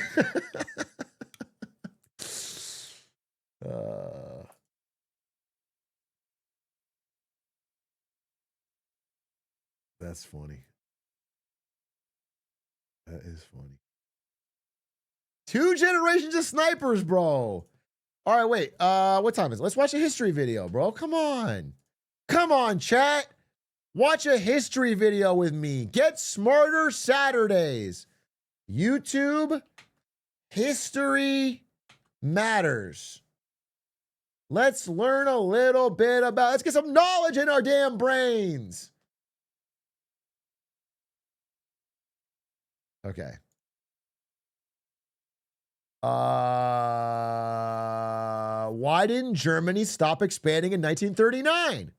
9 minutes. In the lead up to the Second World War, Germany was on a bit of an expansion spree. And as you'll be aware, it was the demands for Danzig and some of the lands around it from Poland that led to the outbreak of the war. However, had German leaders simply stopped after obtaining all of this, Germany would have been in a much stronger position than it had been a mere 3 years earlier. Its population had grown by over 10 million, its economy and industry were now greater, and its military was larger and free from the restrictions of Versailles. Which raises the question, why didn't the Germans just stop there? Why risk a war by demanding even more? So, as you'll know, in the aftermath of Germany's defeat in the First World War, Germany lost all of this territory, and for a long time, the Germans wanted it back. Many there felt aggrieved by the harsh terms of the Treaty of Versailles. And the new Republican government that came about after the Kaiser's abdication wasn't exactly a stable one. And when combined with the terrible economy, the loss of international prestige, and Germans being told that the First World War was their fault, political extremism took root. As you'll be aware, this man, who I cannot name because YouTube, after winning numerous elections... Well, you can't say Hitler on YouTube? I feel like I've had 400 VODs demonetized then. I feel like we had a streak going for 1 year after I watched that World War II documentary. I lost this one too? You can't say Hitler on YouTube. He's not Voldemort. That's dumb. Why are you censoring Hitler? You should be able to say it so you can say fuck Hitler. That's stupid.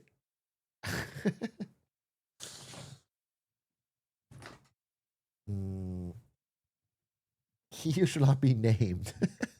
Was appointed German Chancellor. He'd come first in the latest election by promising the German people that he would ignore the Versailles Treaty's diktats, and that he'd fix the economy and expand Germany's borders to incorporate all of the German-speaking people in Europe. After a somewhat suspicious fire and some legislative shenanigans in 1933, and President Paul von Hindenburg snuffing it in 1934, Germany was firmly under new management. Its new leaders were keen to undo the Treaty of Versailles. But to begin with, this needed to be done discreetly. This started with rearmament, although you should know that the previous Weimar governments hadn't exactly been the best at upholding these terms. In 1935, after pressuring Britain... Bro, they didn't even pay. Like, it was like funny because to keep the system going, America was loaning money to Germany so they could pay their debts to Britain and France so they could pay their debts to America.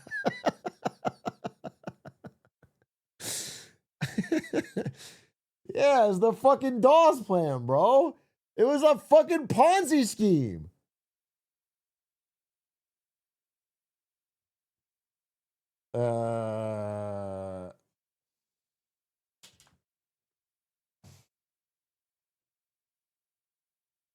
And France, Germany was granted a referendum in the League of Nations mandate of Saarland to decide whether or not it should remain independent, become a part of France, or join Germany. Reunification with Germany won overwhelmingly, and this provided a major propaganda boost for the government, who were now seen as reversing Germany's decline. The toothbrush-mustache-having Austrian man soon openly declared the reconstitution of the army, and the beginnings of small-scale conscription which had been banned under the Treaty of Versailles. The French were outraged, but the number of new conscripts that Germany would be training as a result was so small that it was too little to justify a war over. The same happened when the British government learned of Germany building submarines again. It also wasn't prepared to go to war over it, and so... You should try appeasement. That'll work.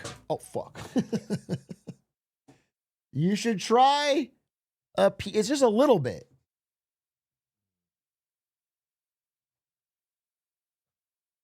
Just like let a little bit slide.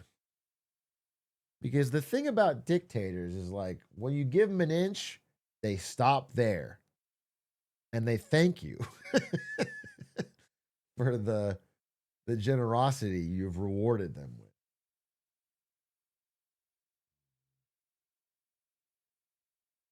The reason they're power hungry is because they just need a little bit of power to feel full.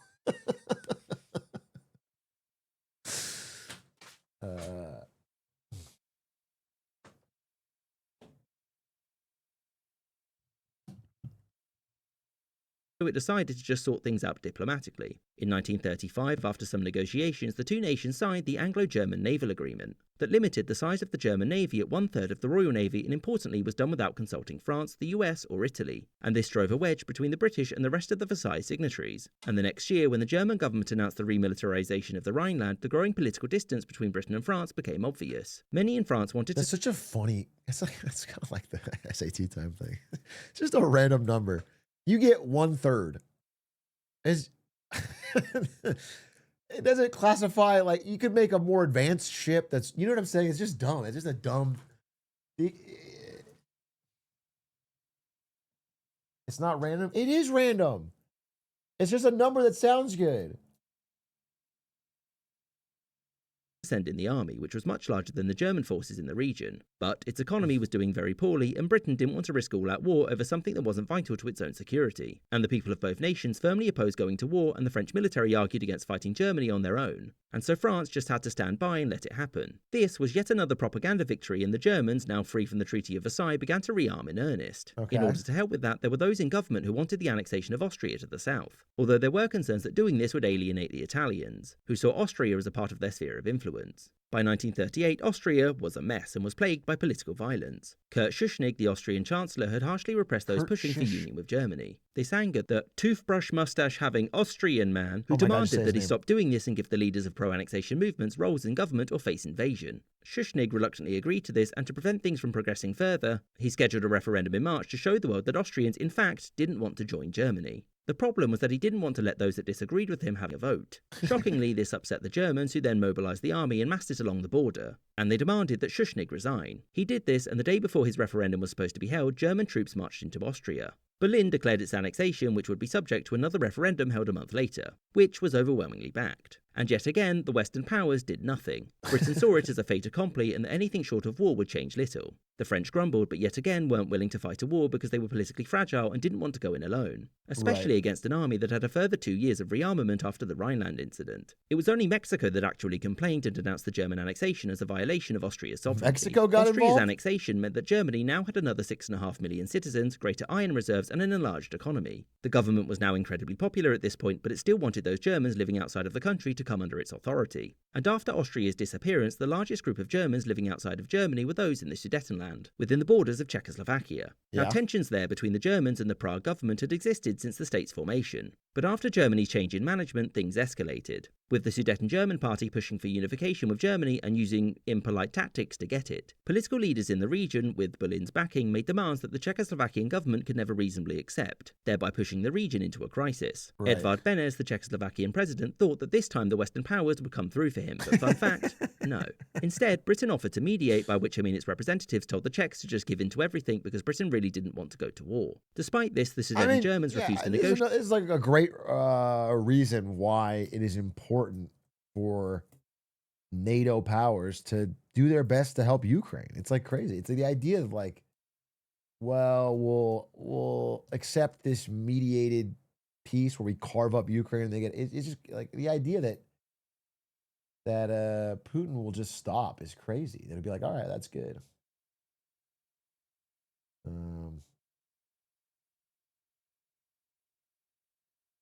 Mexico didn't approve it. Yeah. They said Mexico and they said but like they actually went to war over it, but they didn't either. And within a few months the region was plagued with growing political violence. Sensing that things were going to escalate, the Allies stepped in and asked Prague to just, well, cede the territory. The Czechs refused, and when border clashes grew in intensity, the British and the French called for a conference with the Germans and Italians to sort this out. They all agreed that Czechoslovakia should just cede the territory, and realising that they were on their own, the Prague government reluctantly agreed. This was done on the promise that Germany was done with its territorial expansion and would leave the remaining Czechoslovakia finally alone. Done. This promise was kept for all of about 5 seconds, and through a series of treaties and ultimatums, Czechoslovakia was picked apart. In early 1939, the Slovakian half of the country declared its independence, but it was really now a German puppet state. And a day later, Germany invaded the remaining Czech lands and turned them into the Protectorate of Bohemia and Moravia. All of this gave Germany access to a large amount of industry, as well as a sizable population of labourers, taxpayers, and of course, potential conscripts. Whilst all of this was ongoing, the Germans had been in contact with the Lithuanian government to discuss the return of Memel, which Germany had lost in 1919. Much like the Sudetenland and Austria before it, the Germans living there had been aided in agitating for union with Germany. As things escalated, the Germans had hoped that the Dude, instead of going to war, Germany should just one slice at a time kept asking for more till they got all of Europe. Never actually fight. Just be like, oh, come on. Just one little bit more, we're finally done. Just salami slice the whole fucking continent, bro. Lithuanians would just simply hand it over. But the Lithuanians had a plan. They would just pretend that the problem didn't exist, hoping that it would go away. Now, the toothbrush-mustache-having Austrian man felt that he had to intervene, and Germany issued an ultimatum to Lithuania. Lithuania accepted this because if the Western powers didn't want to risk war for Czechoslovakia, it definitely wasn't going to do so for Lithuania. And with this, Germany had managed to go from this to this in 4 short years. And had it stopped there, the Allies would have had little reason to start a war. So why didn't the Germans just stop? Well, the first reason was that Britain and France's responses so far had been those of acquiescence and appeasement. And as such, German political thought was that they wouldn't suddenly grow a backbone and start fighting now when it would have been much easier for them to do so 4 years ago. And seeing Britain and France as utterly spineless meant that when it was time for the Germans to make demands of Poland, they felt that it was a low-risk, high-reward gambit. Right. Initially, they wanted the return of Danzig as well as control over some of the roads and railways linking it with Germany proper. So they were And kind of also trying to do wanted that. Poland to join the anti-Comintern pact to isolate the USSR. The Polish government refused because Poland needed the port there for international trade, without which it would have to trade through Germany, thereby essentially ending its economic independence. Also, the government in Warsaw was confident that it would be overthrown by riots if it were to hand over Danzig.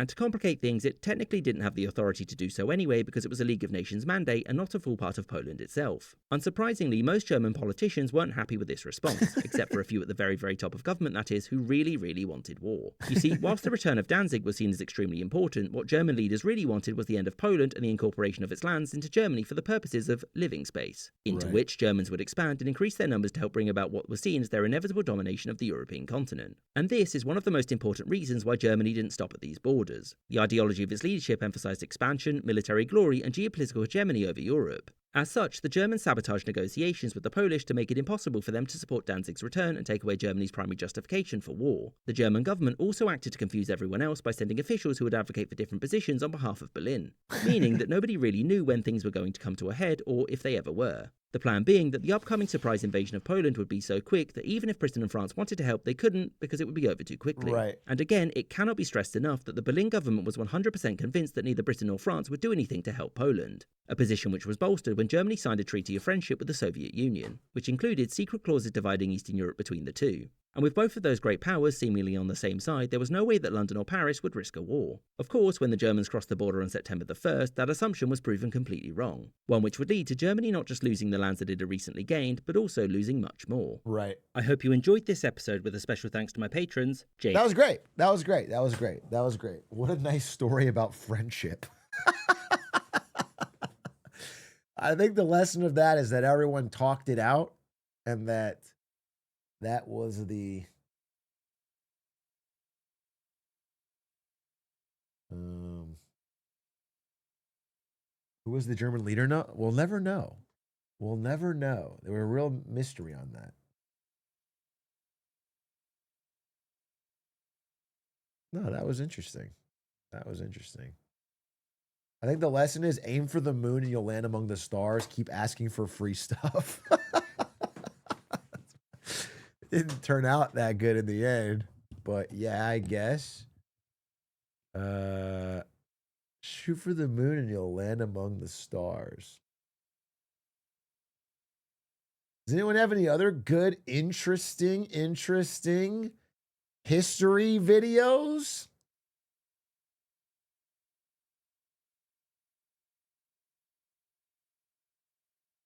I would love to watch more history. I call it herstory.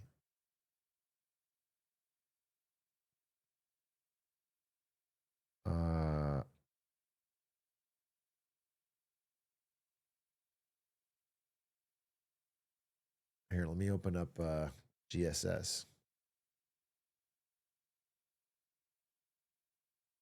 Atrioc. I know I've seen the Canadian Mayor crack documentary, but the problem is that it's too long. It's too long. I'm looking for history. Like something that really fucking... Otto von Bismarck, the wild man? You cannot all... How long is this?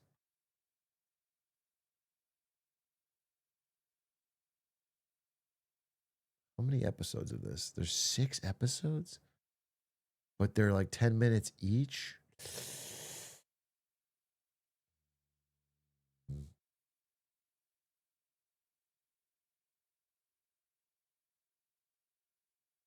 You want real history? Watch the Melania documentary. I've seen it. She's an icon. She's a legend. The Congress of Vienna. Interesting. The history of slipping on banana peels.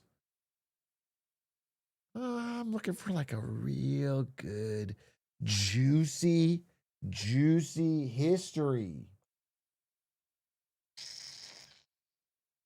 My favorite piece of Arabic history historically. 15 minutes? This video is I don't know a lot about Arabic history. I'm interested. made possible by War Thunder. Click the link in the description to claim your massive bonus pack and to get started.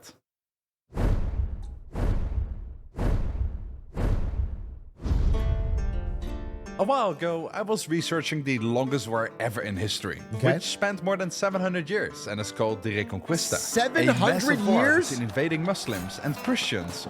700-year war?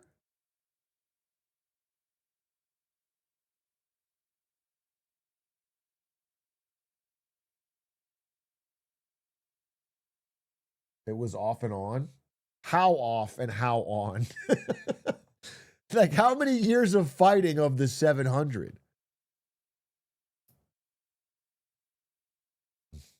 Who got to own the Iberian Peninsula. But while researching that massive war, I came across a smaller specific story that honestly felt like it came straight from a movie. Almost like an alternative Lord of the Rings story. A story about a prince with a dream and a mission to revive his slain dynasty. But before I introduce you to that main character in this wild story, allow me to explain the state of the European and Islamic world around the year 700. So that we are all on the same page. I like that. And I'll start with 0. Or actually, I'll start with the intro. Give me 5 seconds. Historically Facts, Part 7. Around the year 0, Jesus Christ was born within the Roman Empire in Bethlehem. Romans did a bad thing and welcomed Christianity into the world. Another thing that Romans were bad at is keeping barbarians from their soil. And the glorious Roman Empire turned in the span of 80 years into half of its original size, with only the Eastern Roman Empire. That's a rough 80 years. That's a world-changing 80 years. That's a fourth turning.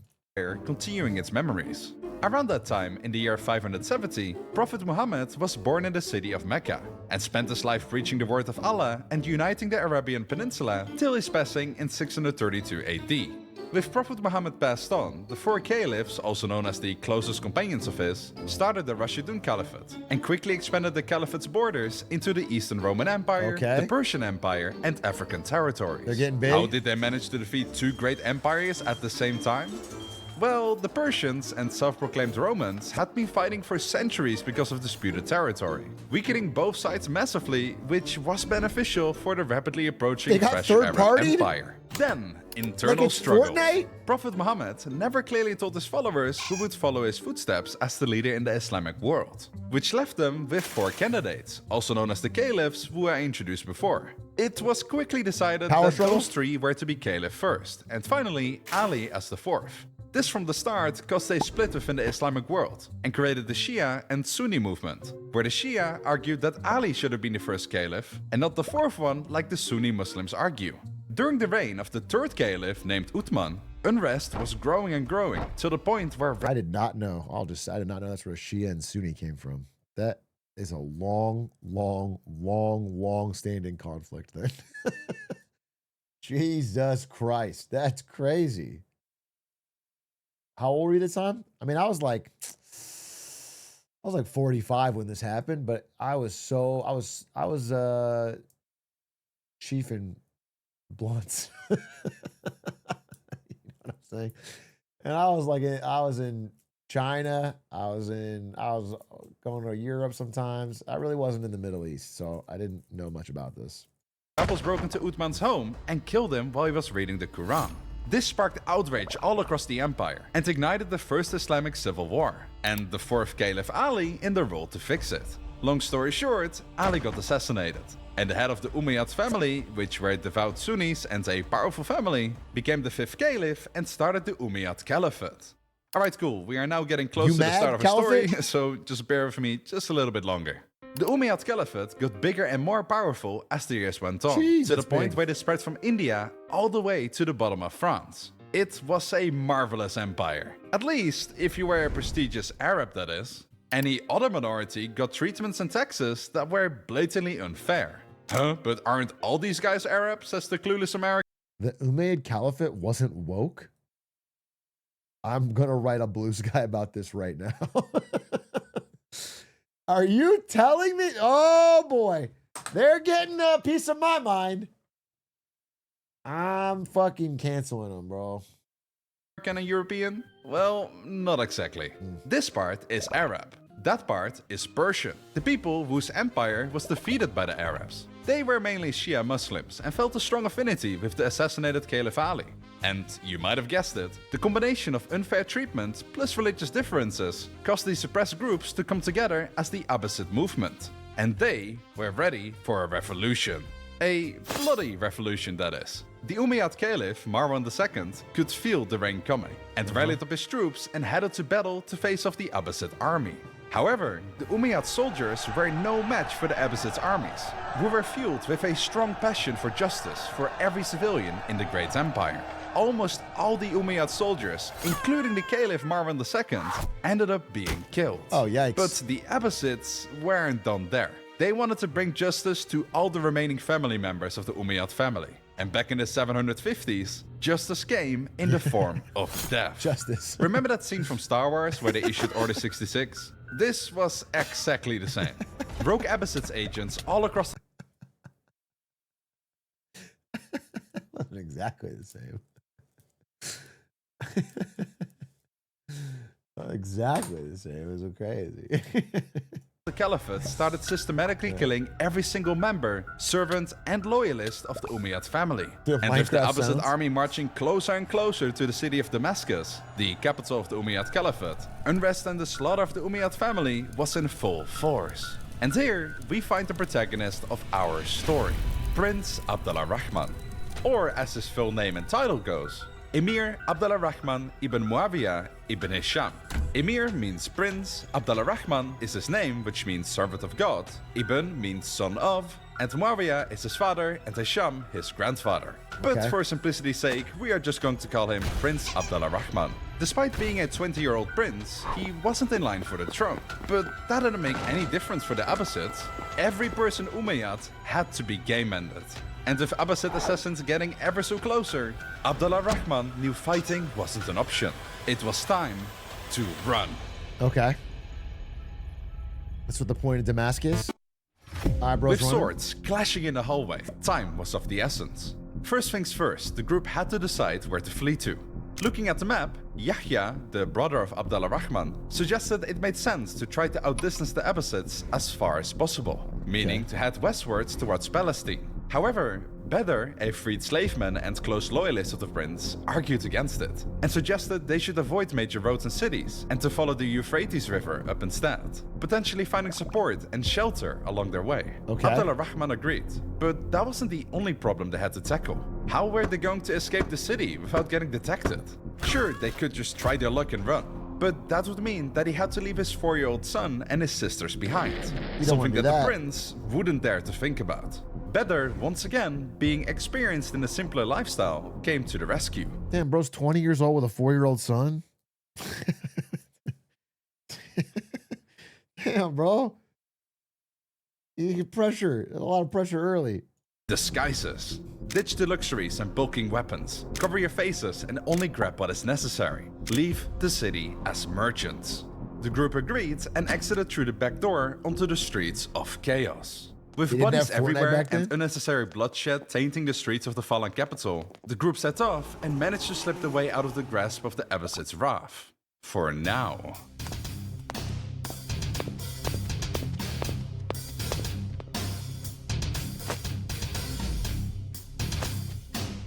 Okay. A prince has been here. Gather the horses.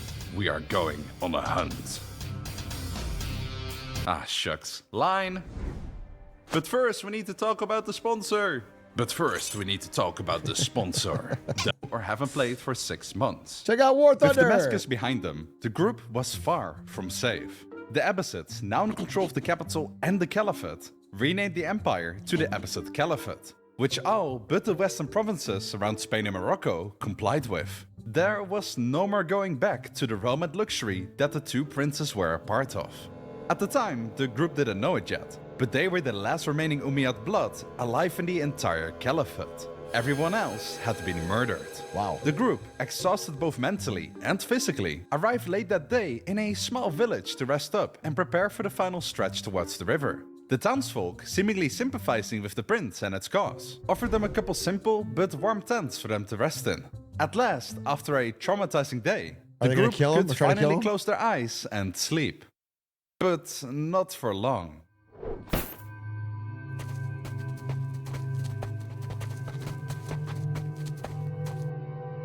Early hitman.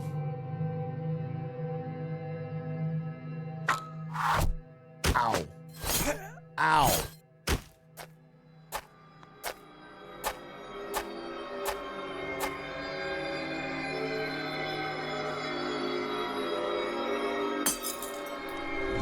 My lord, they found us. No! Stay back! Gordon! Ah! Wake my brother. I need to find my son. Oh no.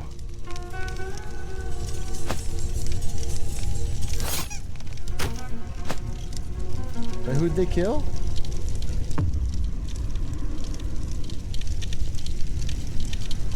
His 4-year-old? No, my lord. If we die here, the bloodline dies with us. We have to go. And with pain in their hearts and no other choice, the trio left the village, leaving the rest of the group to its fate. Oh, his brother. The women and the children? It is like Star Wars, yeah. It is funny because it's like, yeah, his 4-year-old got executed. And then it's like video game music and like, but it's funny because like this guy in 20 years or whatever, making a video about 9/11 would be like, and then the planes hit the towers. Doot, doot, doot, doot, doot, doot, doot. Uh-oh, level up. It's like, it's just like very, I think it's fine. It's so long ago that it's fine, but it's just funny. Just to clarify, each one of the left behind family members got killed that night by the Abbasid hunters. Gosh, these Abbasids really are horrible, aren't they? Well, if you're an Umayyad, yeah, but for the rest of the people, they really weren't that bad. As a matter of fact, the Islamic Golden Age happened in the Abbasid Empire. So, thank you, Abba. Very cool. For killing my son. And 3 sisters. If we take a look at the magically updated Golden map, we can Age. tell that the situation is worse than I thought it was. Damascus has completely fallen, and the Abbasid armies are spreading out and taking down the remaining rogue soldiers. You might be thinking, why don't they just hop over into the Eastern Roman Empire and look for shelter there? Well, remember when the Arabs took half of their already halved empire? Yeah, they still didn't forget about that one. Speaking of forgetting something, it seems like the Abbasid hunters are here to finish the job. With nowhere else to go, the trio made a desperate run for the river and threw themselves into the water. The Abbasid hunters wore heavy clothing and armor and were on horses, thus in no shape for crossing a river. Wow, but it's like a neither movie. was Yahya. Abdullah Rahman was always an athletic type, and better being a freed slave, naturally think is he used to do served. demanding physical tasks. But Yahya was more emir than swimmer. The three desperately started to swim to the other side, but the deeper into the crossing they went, the stronger the current. If only I could just not cross or something. If you come back, we promise we won't kill you. All right, that's it. I'm going back. What are you doing, brother? Hurry, we can't go back. Just last night, they killed our sisters and my son. You can't trust them. Bro, relax. They promised. Surely they wouldn't break that. Oh. No. What a dumbass. You reckon it would work again? Doesn't hurt to try. Hey, I know we just killed your brother and all that, but if you come back, we won't kill you. His accent is funny. Him doing all the voices in like a Swedish accent is it's like a funny way to experience history. Arabic history. And so, Dutch. Abdullah Rahman swam back, became best friends with the murderer of his entire bloodline, and the Arab countries would Yeah, I never think be it in is another Dutch 'cause it war sounds like Grubby's ever accent. again. Is what the prince wished he could believe, but better going far beyond the pay grade, pulled them away from the river, and the two of them ran like their lives depended on it. Which it did. The two kept running and running, till there was no more land to run on. Okay. What if they fell in love? I guess this is it, huh? Is it though? Better. I am the last one of the Umayyad clan. Everyone else is dead. they count on me better. I can't just give up and accept my fate or hide in exile. For Allah's sake, what do you think my son would say if he saw me surrender? Why do you imagine me as a little baby? Probably nothing good. Listen, as much as I want to cry and weep in a hole, which, believe me, I really do, I still can't. At least, not till we have delivered justice. Here, give me your map. 40 years ago, my great-grandfather, Al-Walid I, led a massive invasion on Al-Andalus and conquered almost everything of the peninsula. If there's one place we can go to for support, it has to be there. I heard the local governor there has been trying to establish his own rule in defiance of the Umayyad family, which means it's very likely he also won't give in to the Abbasids. We cross through Africa, rally up an army, defeat the governor, and conquer back our empire that the Abbasids have taken from us. Okay. It will be a long and treacherous journey. Wait, the what? Abbasid horsemen and Mr. Scarface won't stop till we There's escape like their land. 2 minutes left. Not to mention the many Berber tribes we will come across, and we will be anything but friendly. Better we freed you from slavery, and your debt has been more than repaid. If you want to leave, I understand. I will never leave you, Mr. Frodo. Thanks, Sam. Alright then, let's rest our legs and dig in for another night. As tomorrow, we start our quest to defeat the governor and declare war on the Abbasid Empire. Oh, there's a part 2. I didn't want to watch a part 2. Wait, they tricked me. It was just called my favorite piece of Arabic history. This video is sponsored by my... Well, I kind of want to know. Is there a part 3? No, it looks like part 2 is it. All right, I'll watch part 2. If there's no part 3, I'll watch part 2. You know what? I'm sick of this sponsorship stuff. Why don't we sponsor ourselves? That's right, we updated our Patreon. If you like our work and want your doodly to be seen in a video, or maybe a cute artwork instead, consider them together as Abbasids and Muslims. Big. Umayyads not nice to non-Arab Muslims. Non-Arab Muslims come together as Abbasids and fight Umayyads. Umayyads get defeated, Abbasids take over the Caliphate, and the Umayyads family gets genocided.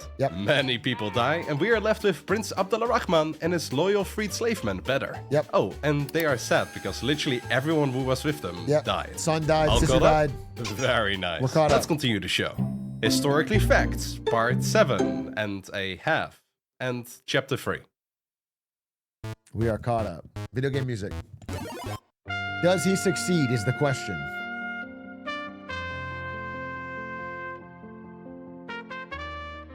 The prince and Bedr's goal was clear. Get to Al-Andalus to gather support and to rally up an army. But how will... Bro, traveling this far?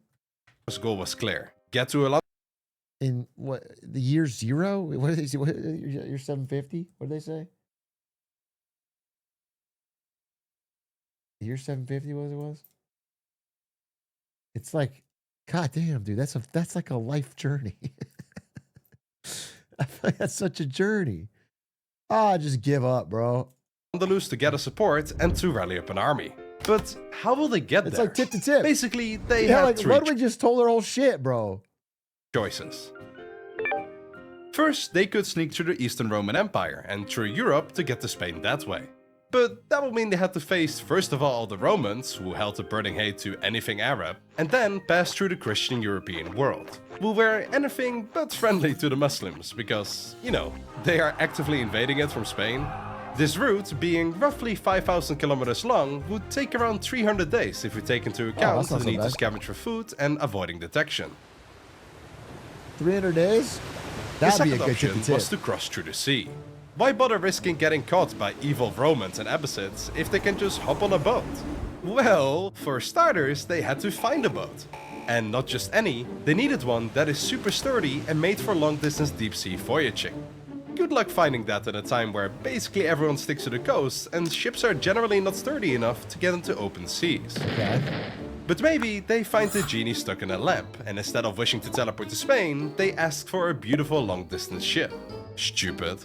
Next up, they would need a crew. And for a journey and ship like this, they would need around 10 to 20 people to operate it. Good luck funding them, not to mention finding those who won't stab Abdullah Rahman in the back because he's an Umayyad. Guys, if somebody invades the internet and kills all the streamers, and I'm like the last one alive, maybe it's me and Stans, would you be the crew of our boat as we sail away to somewhere else to rebuild our army and retake? Yes, Captain. Cash up front? Okay. I just feel like we would need a loyal crew to begin the process of... Prince. Then they had to sail out. That's a problem. Then they needed to sail to ports to get food. That's a problem. And then there were pirates. That is a problem. But if they were to go for this route, it would take max 20 days, which is a lot faster than 300 days. 20 days? The final option was option C, It's a speed run. walk along Africa. Though it's definitely the longest route with approximately 350 days of travel, it is the safest. Kinda. Depends if you are a sweet talker or not. Why? Well, before the Arabs conquered Northern Africa, it was home to the Berbers. Who are the Berbers? Well, factually, they are everyone who was here before the Arabs arrived. But to give you a better idea of who they are and what they look like, obviously because it's Africa, there were black people, but the majority of them were lighter-skinned European lookalikes, due to the Roman Empire and the Byzantine Empire having control of this region before the Arabs arrived, allowing plenty of white people to arrive and settle. Either way, the Berbers were all part of smaller communities, or tribes, and because of that, they were pretty easy to defeat and conquer by the Umayyad invaders. But conquering something isn't often as easy as governing it. Yep, true. Cue in the unfair taxes. In part 1 of this two-part series, I also mentioned this unfair tax system towards non-Arab Muslims. You know, the one that caused the Abbasid Revolution and basically ignited the entire fall of the Umayyads? Well, There's always some an people economic kept reason. commenting that actually it was fair. Oh, is it? Conveniently blurred name of the commenter. Let's talk about that. On the right side is a Muslim Arab. On the left side, a non-Muslim Berber. They're... That's just funny that every YouTuber has the same fucking seething hatred of stupid actually commenters. I just... like actually... both farmers and both own their own piece of land. And after working hard all year, they each made a total of $100. Sweet. But before they can enjoy that money, they have to pay their taxes. Yeah, that's right. Even 1500 years ago, the evil system existed. The taxes for non-Muslims were different from those who were affiliated with Islam. Let's start with the Muslim. First of all, they had to pay the zakat, which is a religious tax of 2.5% of all your wealth that then gets spent on improving the lives of less fortunate Muslims. Quote, Muslims, not Berbers. Then, if they made big money from farming, the Muslims also had to give up 10% of the farming profits, also known as usher, totaling to $12.50 a year. Moving over to the other side, we have the non-Muslim. Instead of paying zakat and usher, they had to pay the jizya and kharaj. The jizya was the tax Berbers had to pay for not having to go to the military. Well, why don't they just go to the military then to avoid paying this tax? Let's see the requirements. Male? Check. Masculine? Check. Muslim? The non-Muslims couldn't go to the army even if they wanted to, so they had to pay the tax whether they liked it or not, 10%. Secondly, there is the kharaj. If you own a land, there is a 20% tax for that, and sometimes it goes up to 50%. But for the benefit of the doubt, let's keep it at a low 20%. That's a final $30 on the left and $12.50 on the right. Okay. Does it still sound fair? Even if the Berber converted to Islam, they often still had to pay the old taxes, including the new ones, even if they were told they didn't have to. So, Mr. Blurry Name, how fair was it really, huh? If I asked this Berber, he would say it's definitely unfair. And it was so unfair, in fact, that before the Abbasids started their revolution, the Berbers were already at it. Usually these Berber tribes were very divided, which made them quite weak opponents. But now that they had a common enemy, the greedy Umayyads, they had a reason to combine and start a revolution. The revolt, starting in current-day Morocco, gained widespread popularity among the other Berber tribes and spread to the bottom of Al-Andalus all the way to modern-day Tunisia.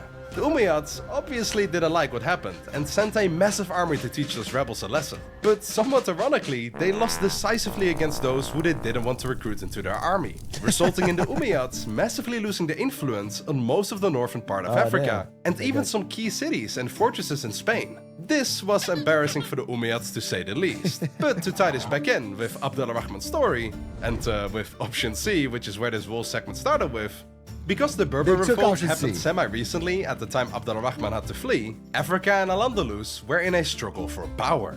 After the Berbers defeated the Umayyads, they all realized that now that there's no common enemy anymore, they have... Bro, if they're overthrowing an empire for 20% taxes, what the fuck are we doing in LA? I feel like our state taxes are more than that, let alone... Bro, we gotta fucking...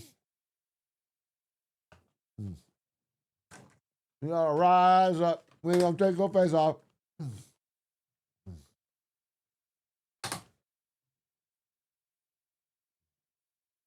no reason to be united. I mean, it would be rational to use this new alliance to create the great Berber Empire that would stand for centuries. But who cares about long-term pleasure if you can result in short-term pleasure, aka kill each other. So Africa right now is basically all about infighting, while the Abbasids tried to keep their control of it. And Al-Andalus was all about Umayyads being sad that they lost their homeland, with Christians taking revenge upon them in the north, Berbers being barbarians in the south, and the rebellious governor trying to take the peninsula for himself. Would be a shame if someone with a righteous claim to power would show up and take it for himself. But yeah, getting to Al-Andalus through Africa wasn't going to be easy. But that wasn't specifically a bad thing, because it also meant that the Abbasids couldn't go there easily either. Anyway, enough beating around the bush and state of the world updates. Yalla habibi, go take revenge and make a name out of yourself. The journey to Al-Andalus ended up taking way longer than just 350 days. As a matter of fact, it took a whopping 5 years before Abd al-Rahman and Badr arrived at the peninsula. What he exactly did in all that time isn't too clear, but there was a notable event. Smoked. Because let's talk about Abd al-Rahman. No, not our Abd al-Rahman, but this Abd al-Rahman. He was the governor of Ifriqiya, which is roughly modern-day Tunisia. And he wanted to establish his own rules, just like that governor did. People weren't really original at the time, okay? He tried to be Mr. Nice Guy to the Abbasids in an attempt to somehow convince them that they should definitely give him his own country for completely free, which they politely declined. So then, out of spite, he formally invited every person the Abbasids despised, including Abd al-Rahman, to stay in his region. So Abd al-Rahman, during his journey, went there to take a briefer and to improve his relations. He held a hater's ball. I respect that. I respect that. Get all my ops' biggest haters in one room and figure out how to fuck him over, dude. It was a good idea, bro. With the Berbers. What, you think he's just going to find an army laying around just like that? Nuh-uh, connections are everything. And luckily for our main protagonist, his mom just happened to be a Berber herself, meaning Abd al-Rahman was partly a Berber too. The fact he was kinda one of them, that as an Umayyad he had a claim for the throne, that they both hated the Abbasids with a passion, that Abd al-Rahman was a charismatic talker, and the fact he promised prestigious positions in his new empire that he was going to conquer, meant that it kinda made sense to rally behind his cause. You know who wasn't behind Abd al-Rahman anymore?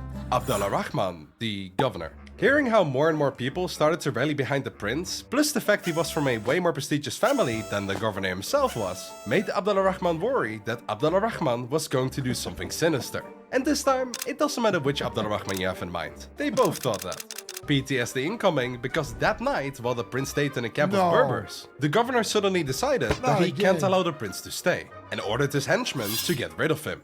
This time, Badr wasn't around to save the prince, but the chieftain's wife was. According to sources, Abd al-Rahman and Badr only managed to hide from the governor's hunters because the chieftain's wife hid them under her, quote, personal belongings. See, it's moments like this where as a historian, you're allowed to make educated guesses to fill in the blanks. So we can decide that they hid under a conveniently placed Victorian-style dress. And it was pink, with ponies, and glitter. Ah, the power of gaps in history. When the duo realized they were no longer welcome, they hastily packed their bags and continued their journey westwards to Morocco.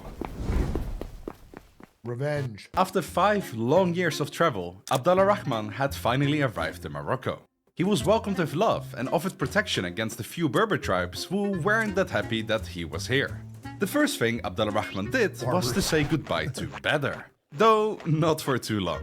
Though the two have been together since the start of their journey, it was time to split ways. Abd al-Rahman ordered Badr to cross the ocean and to start looking for support in Al-Andalus, while the prince himself would stay in Morocco to look for support there. And Sad. with determination in True their love hearts gone. and probably a slight tear in their eyes, the iconic duo split their ways to assure their future. I guess now would be a good time to introduce the governor. Meet Yusuf Abdullah Rahman, yes, seriously again, Another Al-Firi. one? However, we will just call him Yusuf Al-Firi. He was from the same family that the governor Abdullah Rahman was, and he was well aware of the upcoming arrival of the Umayyad prince. Now, as opposed to his idiotic cousin, Yusuf had already planned what to do with Abdullah Rahman. He knew his peninsula was a mess and that the people urged the leader who would bring order to the existing chaos. The chaos that most Andalusians attributed to the governor himself. Letting the popular and more prestigious Abdullah Rahman freely walk around the peninsula would mean certain defeat for the governor. So he had two options. See how we are bringing this back again? Very clever, I know. Option A, attack. Gather the army and crush Abdullah Rahman before he can get too much support. He can't survive 3 After times. that, quietly pull the rug over the whole refugee prince story and blame the Abbasids for killing Abdullah Rahman somewhere during his escape. Yeah. It's a flawless plan. If it weren't for the Christians, rebelling Berbers, and the northern Andalusians rebelling right as the prince is about to arrive. That leaves us with plan B. Woman. What is the #1 thing that men like to do? Marrying someone's daughter. Brilliant idea, Yusuf. Tell the prince that if he stops claiming the throne to get revenge on the Abbasids, that he would get to marry your daughter. Let's see how that goes. I mean, every woman's someone's daughter.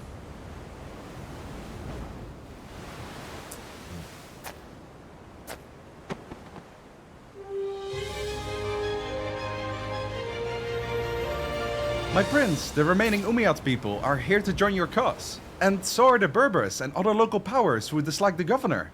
As a matter of fact, the southern regions peacefully and completely surrendered themselves to you and call you the rightful emir of the peninsula. How about that?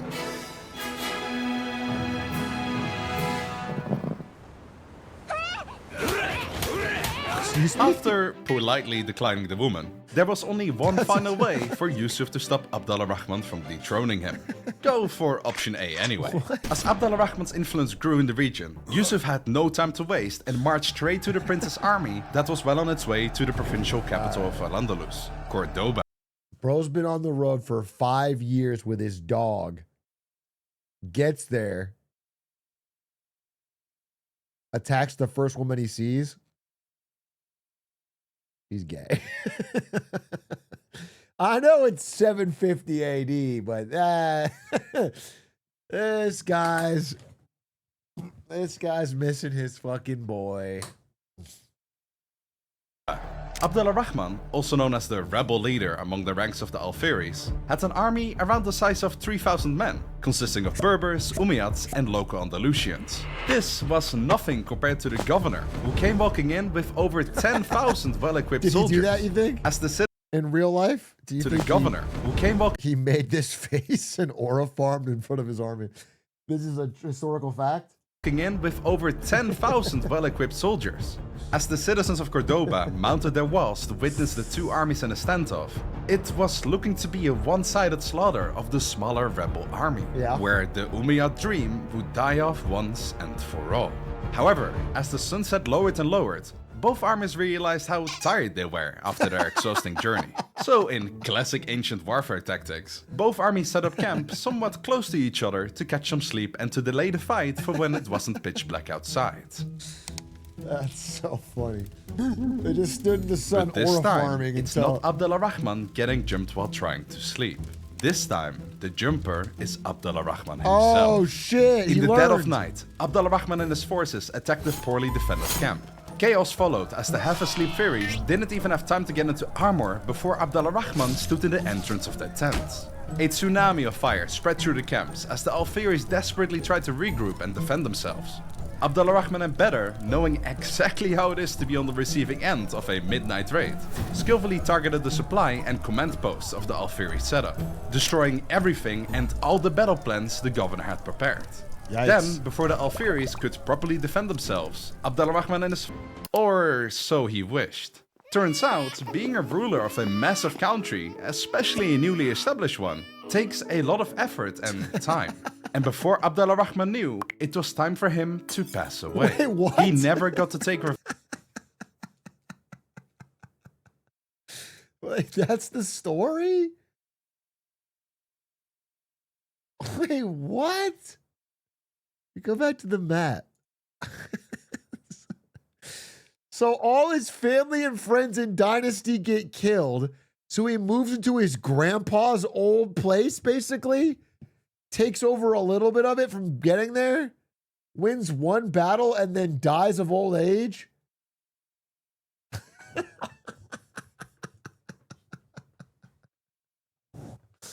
That's not that goated. That's just dumb reality, bro. I thought that was like gonna be a story. Nobody gets a good series finale.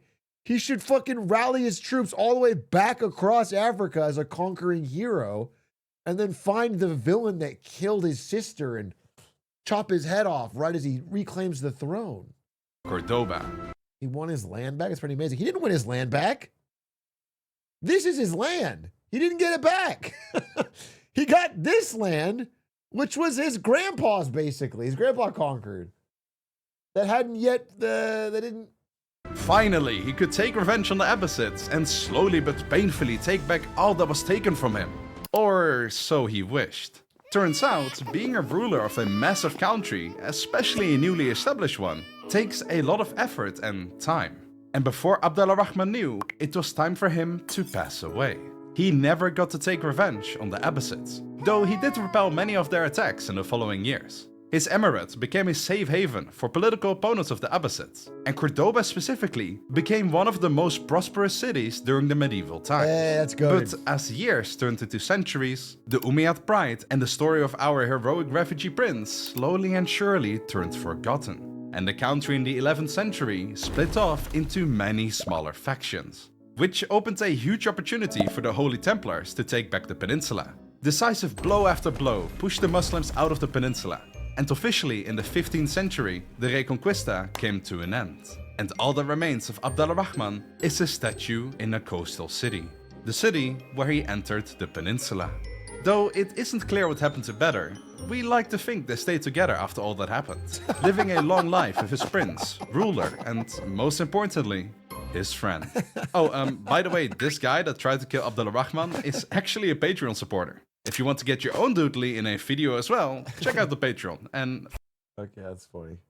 I mean, interesting story. I didn't know a lot of that. That's definitely an interesting part of history that I'd like to know about. I knew about the Abbasids somewhat because they were in Age of Empires 4. And you learn a bit from their campaign, but that is interesting. Interesting. Yo, Big A. Thanks to you, got an 8 out of 10 and a 9 out of 10 on my economy and business and real estate. You have a real estate class?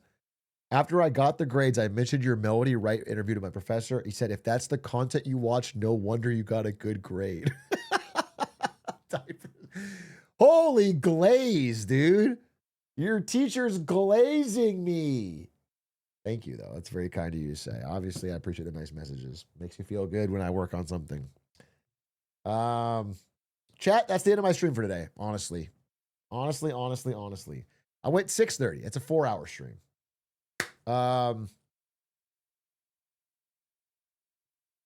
Here's the fucking thing. We're hitting it. I promise you.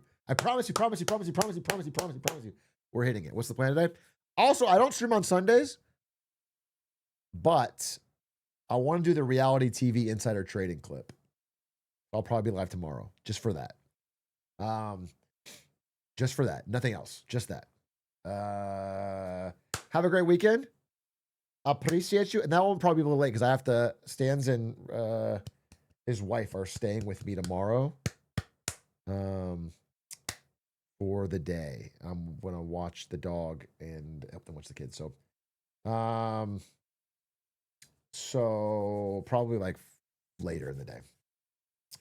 Coaster. Oh, dude, what if I bring Stans on to talk about Survivor cheating with gambling? Wait a minute, he knows Survivor better than anyone. I just thought about this. It's a good idea. It's a Stans guest clip. Okay, maybe we do that. All right, guys, thanks for watching. Appreciate you. We're hitting a fucking streak, okay? 2:30 to 5:30 minimum every day but Tuesdays and Sundays. I swear to God, we're hitting it. And we're going to fill that time with interesting ideas. If you have fun ideas for things to do when I'm done with the topic for the day, let me know. We'll add them in. All right, thanks for watching. Goodbye.